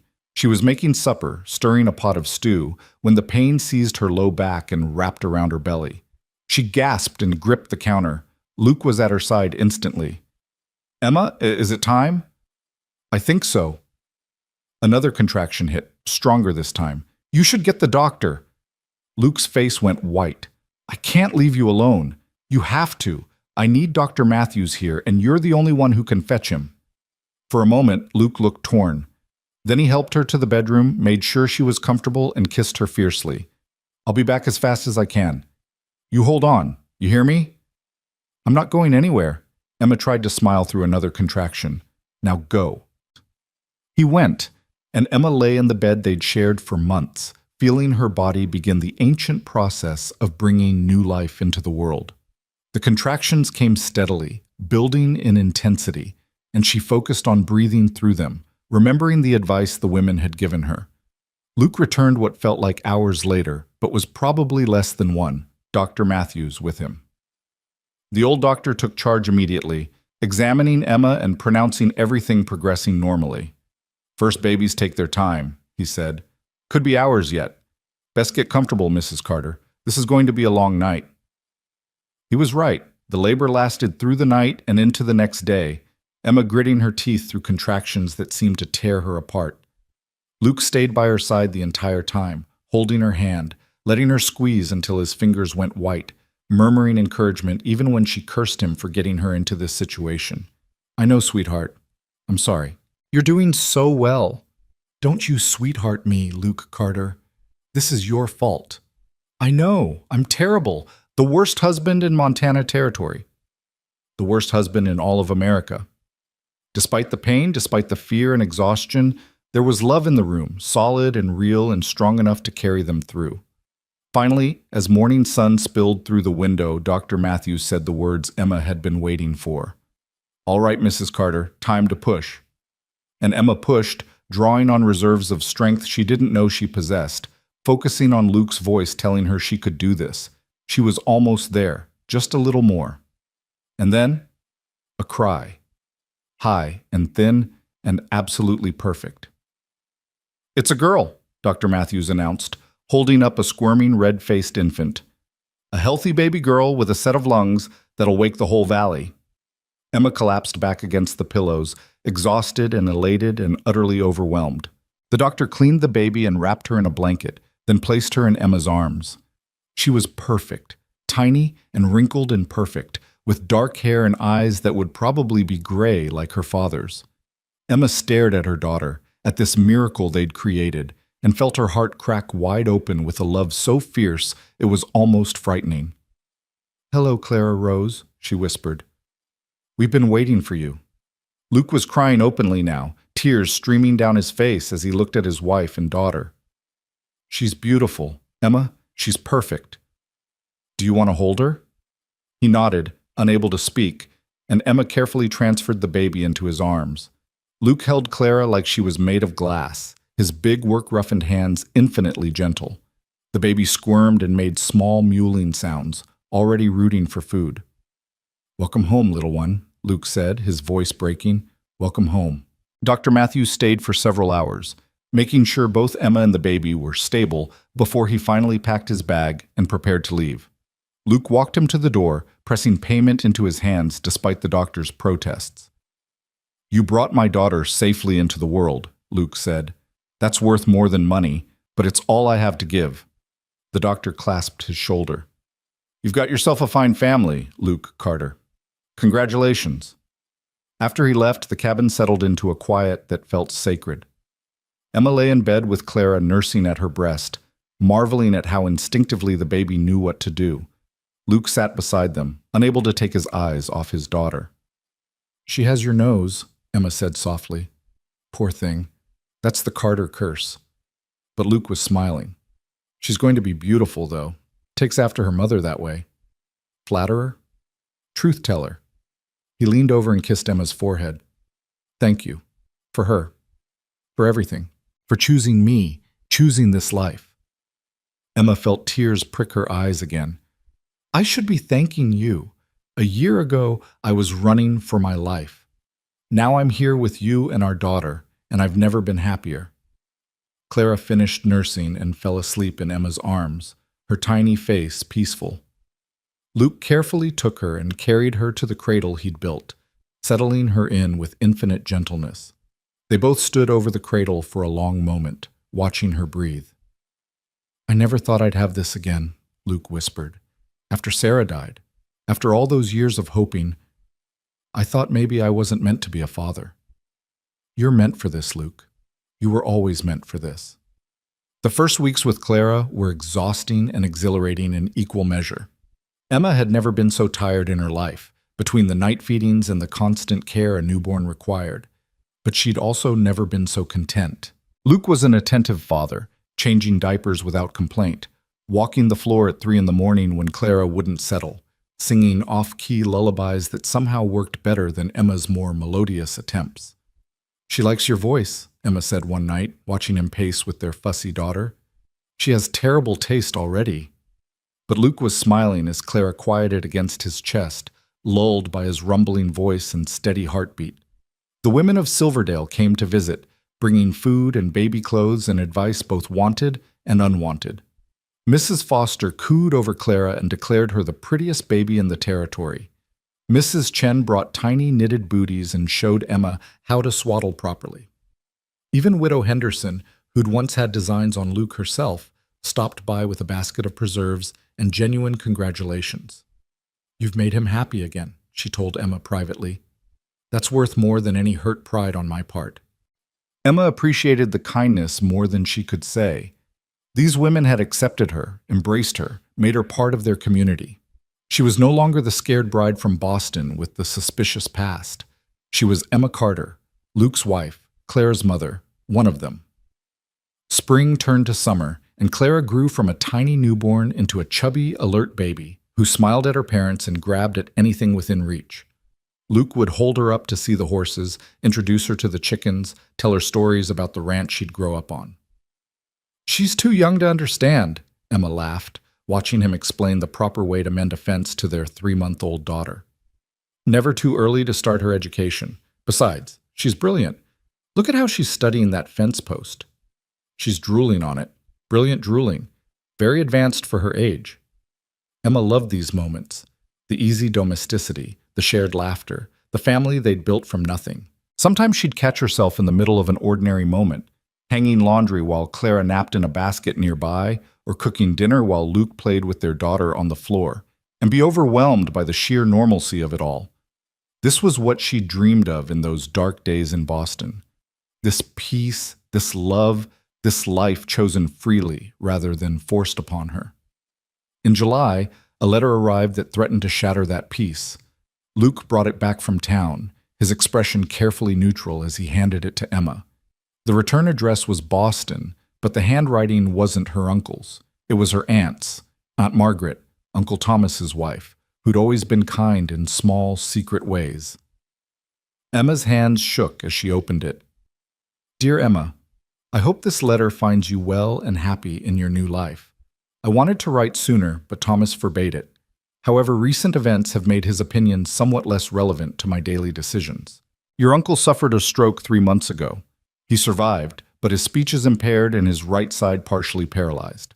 The doctors say he may improve with time, but he will never fully recover.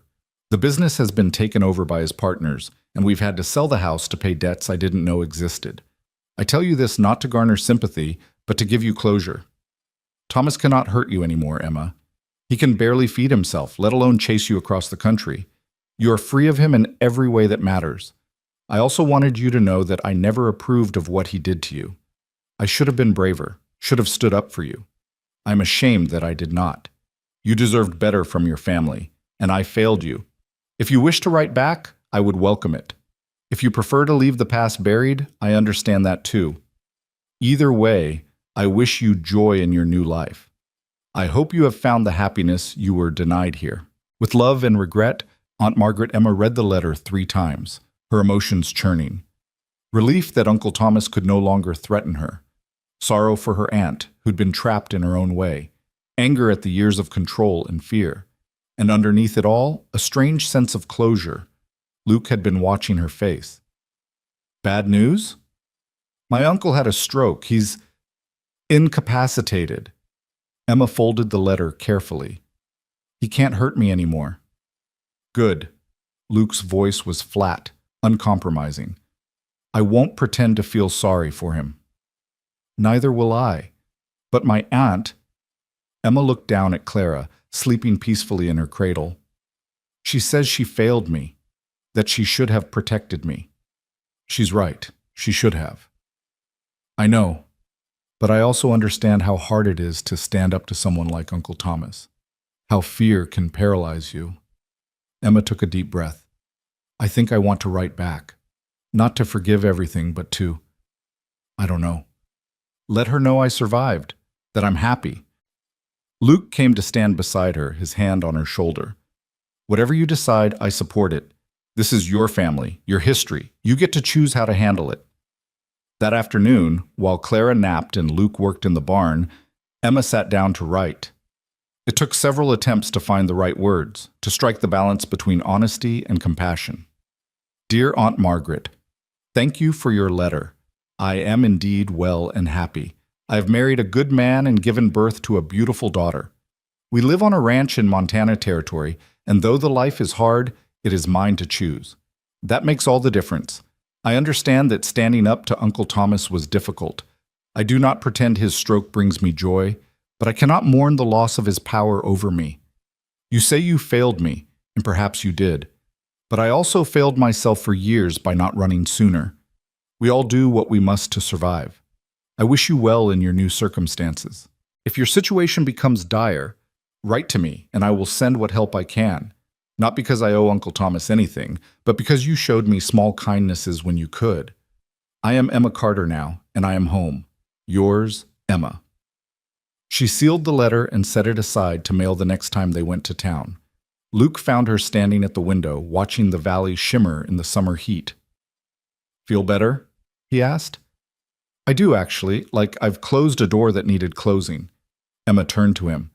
I spent so long afraid of my uncle, of his power over me, and now he's just a sick old man who can't hurt anyone anymore. It feels anticlimactic. Life's like that sometimes. The monsters turn out to be mortal after all. Clara began to fuss, and Emma went to tend to her. As she lifted their daughter, breathing in that sweet baby smell, she felt the last vestiges of fear dissolve. Uncle Thomas was her past. This, Luke, Clara, the ranch, the life they were building, this was her present and her future. As summer progressed, the Carter Ranch thrived. Luke had hired a young man from town to help with the heavier work, which gave him more time to spend with Emma and Clara.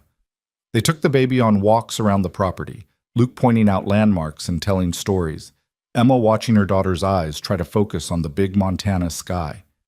One evening in August, they were sitting on the porch watching the sunset, Clara asleep in Emma's arms, when Luke said, I've been thinking. Dangerous habit. He smiled but continued. I want to expand the ranch, buy more cattle, maybe some sheep, build a proper barn, make this place something we can be proud of, something we can pass down to Clara and whatever other children we have.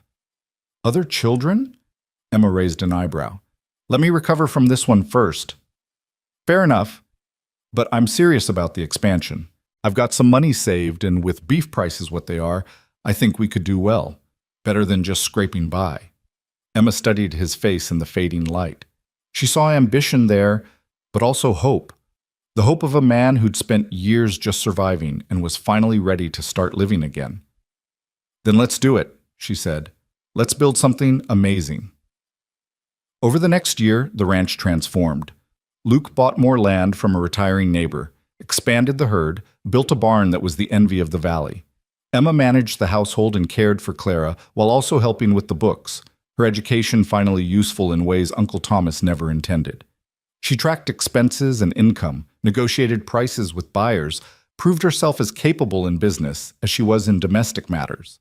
Clara grew from a baby into a curious toddler who followed her father everywhere, her chubby legs trying to keep pace with his long strides. Luke was endlessly patient with her, teaching her the names of animals, letting her help with chores that she mostly hindered, telling her stories that made her giggle. You're spoiling her, Emma said one afternoon, watching Luke let Clara ride on his shoulders while he fed the horses. That's a father's job. She's going to be impossible when she's older. Good. The world's already got enough women who make themselves small to please others. He swung Clara down and tickled her, eliciting shrieks of laughter. My daughter's going to be bold and brave and know her own mind. Emma's heart swelled. This was the life she'd dreamed of but never thought she'd have. A partner who valued strength over submission, who wanted their daughter to be fierce rather than decorative. That winter was harsh, but they weathered it together, the three of them cocooned in the cabin while snow piled high outside. Clara took her first steps in front of the fireplace in January, toddling from Luke to Emma and back again, both parents cheering like she'd accomplished something miraculous. She's walking, Luke said, as if Emma hadn't witnessed the same moment. Our daughter is walking. Next she'll be running, and then we'll never catch her. But they did catch her, again and again, scooping her up for hugs and kisses, marveling at each new development. First words came in February. Dada, first, which made Luke insufferably smug, then Mama, a week later, which evened things out. Spring arrived again, marking 2 full years since Emma had stepped off that stagecoach. She woke one morning to find Luke already up, standing by the window with Clara in his arms, both of them watching the sunrise paint the valley gold. What are you two doing? Emma asked, pulling a shawl around her shoulders. Showing Clara where she comes from. Luke turned, his expression soft. I was thinking about the day you arrived. How terrified I was that you'd take one look at this place and want to leave. How sure I was that I couldn't possibly be enough for someone like you. Someone like me? Educated, refined, beautiful. You could have had anyone, Emma. You could have gone anywhere. Emma crossed to them and put her arm around Luke, the three of them framed in the window like a portrait. I went exactly where I needed to be. I found exactly who I needed to find. Clara squirmed, wanting down, and they let her toddle off to play with her wooden blocks. Luke pulled Emma close, his arms around her waist, his chin resting on her head. I love you, he said. I don't say it enough, but I do. I love you more than I thought it was possible to love someone. Emma turned in his arms to face him. I love you too. You saved my life, Luke Carter, not just by taking me in, but by showing me what life could be when you're not afraid. You gave me a home, a family, a future. You gave me myself. They kissed, soft and sweet, until Clara tugged on Luke's pant leg, demanding attention. They laughed and scooped her up between them, this perfect little person they'd created together. The day passed like so many others, filled with work and laughter, with the small dramas and joys that made up a life. That evening, after Clara was asleep, Emma and Luke sat on the porch, watching stars emerge in the darkening sky. Do you ever miss Boston? Luke asked. The culture, the society, all those things I can't give you? Emma thought about it honestly. Sometimes I miss the libraries, the bookshops, the symphony. But Luke, I'd give up all of that 1,000 times over to keep this, to keep you and Clara and this life we've built. Even with all the hard work, the isolation, the winters, especially because of those things, because they're challenges we face together, because they're part of the life I chose, not the life someone else chose for me. She took his hand. In Boston, I was never free. I was always someone's niece, someone's intended victim, someone's problem. Here, I'm just Emma, your wife, Clara's mother, a rancher's partner. I'm myself, fully and completely, for the first time in my life. Luke squeezed her hand. You know what I think? What? I think we should have more children. Fill this house with noise and chaos and love. Emma laughed. Now you want more? After telling me to recover from the first one? You've recovered. It's been 2 years. Besides, Clara needs siblings, someone to boss around.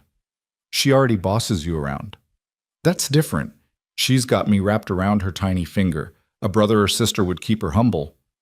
Emma turned to look at him, seeing the hope in his eyes, the future he was imagining. All right, she said, let's fill this house with children. Let's build a family so big and loud that everyone in the valley knows the Carters have arrived.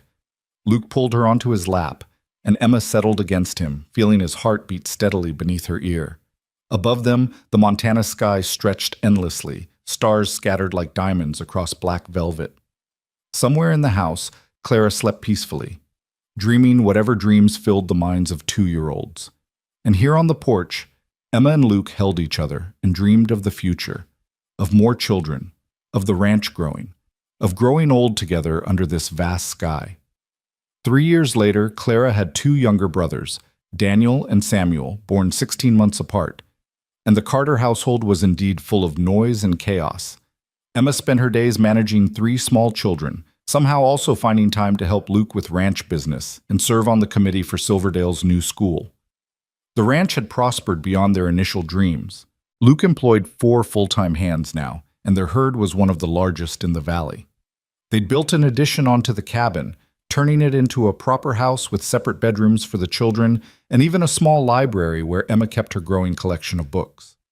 One afternoon in early autumn, Emma was in the kitchen making preserves while the children played outside under Luke's watchful eye. Through the window, she could see Clara showing her brothers how to feed the chickens, her 7-year-old confidence a stark contrast to their toddling uncertainty. She heard a horse approach and looked up to see Sheriff Morrison riding in. Her stomach no longer clenched at the sight of him. These days, his visits were usually social, stopping by for coffee and to admire how much the children had grown. But today he looked serious. Emma wiped her hands and went outside, Luke already walking over to meet the sheriff. The children sensed the change in mood and quieted, Clara gathering her brothers close to her in a protective gesture that made Emma's heart ache with pride. "Sheriff," Luke greeted him, "what brings you out?" Morrison dismounted and removed his hat, nodding to Emma. "Mrs. Carter, Hate to bother you folks, but I thought you'd want to know. Got word from Boston yesterday. Thomas Whitfield died 2 weeks back. Pneumonia. Emma felt the words wash over her like water. Her uncle was dead. The man who'd controlled and hurt her, who'd driven her halfway across the country to escape him, was gone. She waited for some emotion, relief, grief, vindication. But all she felt was a distant sort of peace, like the ending of a story she'd stopped reading years ago. "Thank you for telling us," she said quietly. "There's more. His widow, your Aunt Margaret, she's coming west. Says she's got nothing keeping her in Boston anymore and wants to start fresh. Asked if she might settle near here, maybe see you if you're willing." Emma looked at Luke, who gave a small nod. "Your choice," his eyes said. "Tell her she's welcome, Miss," Emma said. "We have room for guests, and I think I'd like to see her, to show her what I've built." After Morrison left, Luke sent the children inside with instructions to play quietly, then took Emma's hand and led her down to the creek that ran through their property. They sat on the bank, feet dangling in the cool water, while Emma processed the news. "How do you feel?" Luke asked. "Like a door I'd already closed just got locked." Emma watched the water flow past, constant and unchanging. "He can't hurt me anymore, not even in my nightmares. He's just gone." "And your aunt coming here?" "I'm curious, nervous maybe, but not afraid. I'm not that frightened girl anymore, Luke. I haven't been for a long time." He put his arm around her, and Emma leaned into him, feeling the solid warmth of his presence. This was her anchor now, not fear or obligation, but love freely given and received. Margaret Whitfield, no longer using her married name, Emma discovered, arrived in Silverdale a month later. She was thinner than Emma remembered, grayer, with lines of worry etched deep around her eyes. But when she smiled at Emma on the train platform, there was genuine warmth there. "You look wonderful," Margaret said, taking in Emma's appearance. The healthy glow, the confident posture, the expensive but practical dress. "Montana agrees with you." "It does." Emma gestured to where Luke waited with the children. "Come meet my family." She made introductions, watching her aunt's face as she met Luke, clearly surprised by his gentle courtesy, and the children, who were shy at first but gradually warmed to this new grandmother figure. Clara especially took to Margaret, perhaps sensing a kindred spirit in this woman who'd also survived Thomas Whitfield's control. Over the next weeks, Margaret settled into a small house in Silverdale and became a regular presence in the Carter household. She and Emma developed a relationship built not on the past, but on the present, sharing recipes, minding children, talking about books and hopes and the strange paths life took. One evening, after the children were asleep, Margaret and Emma sat on the porch while Luke worked in the barn. "I need to tell you something," Margaret said. "An apology, really, though I know it's years too late. Aunt Margaret, please let me say this." She took a breath. "I knew what Thomas was doing to you, the control, the manipulation, the violence. I knew and I did nothing. I told myself I was powerless, that speaking up would only make things worse. But the truth is, I was afraid of him, afraid of losing my comfortable life, afraid of what defying him would cost me." "I understand that fear," Emma said quietly. "I lived with it for years. But you found the courage to run, to choose yourself, even when it meant losing everything familiar. I never had that courage." Margaret's voice cracked. "And then Thomas had his stroke, and suddenly I was free. But it was too late to help you, too late to be the aunt you deserved." Emma reached over and took her aunt's hand. "You're here now. That's what matters. Can you forgive me?" Emma thought about it, really thought about it, about the years of silence, the nights she'd cried herself to sleep wishing someone would save her, the bruises and fear and desperate escape. She thought about how easy it would be to hold on to that anger, to let it poison this new relationship. And then she thought about Luke teaching her that forgiveness wasn't about forgetting, but about choosing not to let the past control the present, about Clara and her brothers, about the life she'd built, about the woman she'd become. "I forgive you," she said, "not because what happened was okay, but because holding on to anger hurts me more than it hurts you.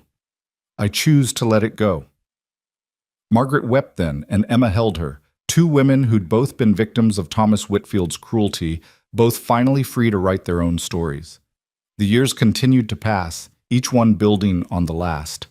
The Carter Ranch became legendary in the valley, known for its quality cattle, fair treatment of workers, and the family who'd built it from nothing.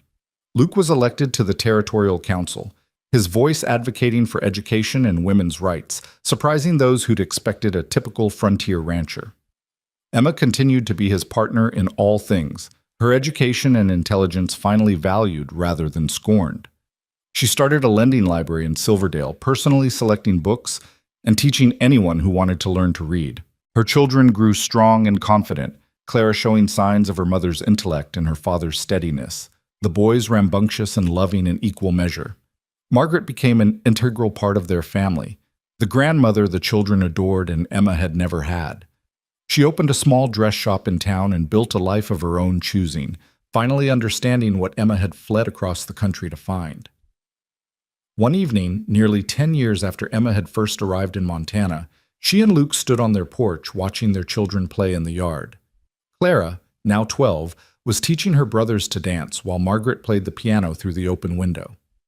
The scene was domestic, ordinary, and absolutely perfect. "Do you ever regret it?" Luke asked. "Answering that advertisement from the bride agency? Coming all this way to marry a stranger?" Emma looked at him. This man who'd saved her life by treating her like a person rather than property, who'd shown her what love looked like when it was given freely rather than demanded. She saw the gray in his hair, the lines around his eyes, the hands that had held her through births and storms and every challenge they'd faced. "Not for one single second," she said. "You? My only regret is not finding you sooner." Luke pulled her close. "But maybe we needed those hard years. Maybe we needed to become who we were before we could appreciate what we'd found."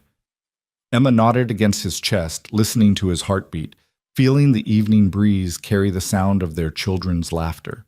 She thought about that frightened woman who'd stepped off the stagecoach a decade ago, about how impossible this happiness would have seemed then.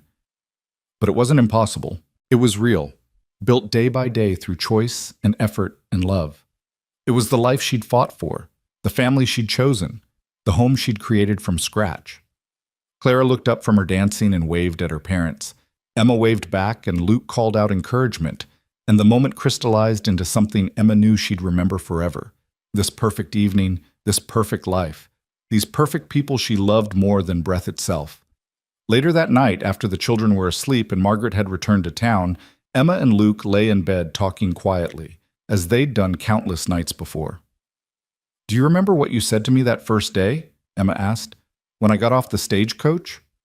"I said a lot of things, most of them probably foolish. You said, 'You're not alone now.'" Luke smiled in the darkness. "I remember. It wasn't just true then, it's true every day. I'm not alone and neither are you.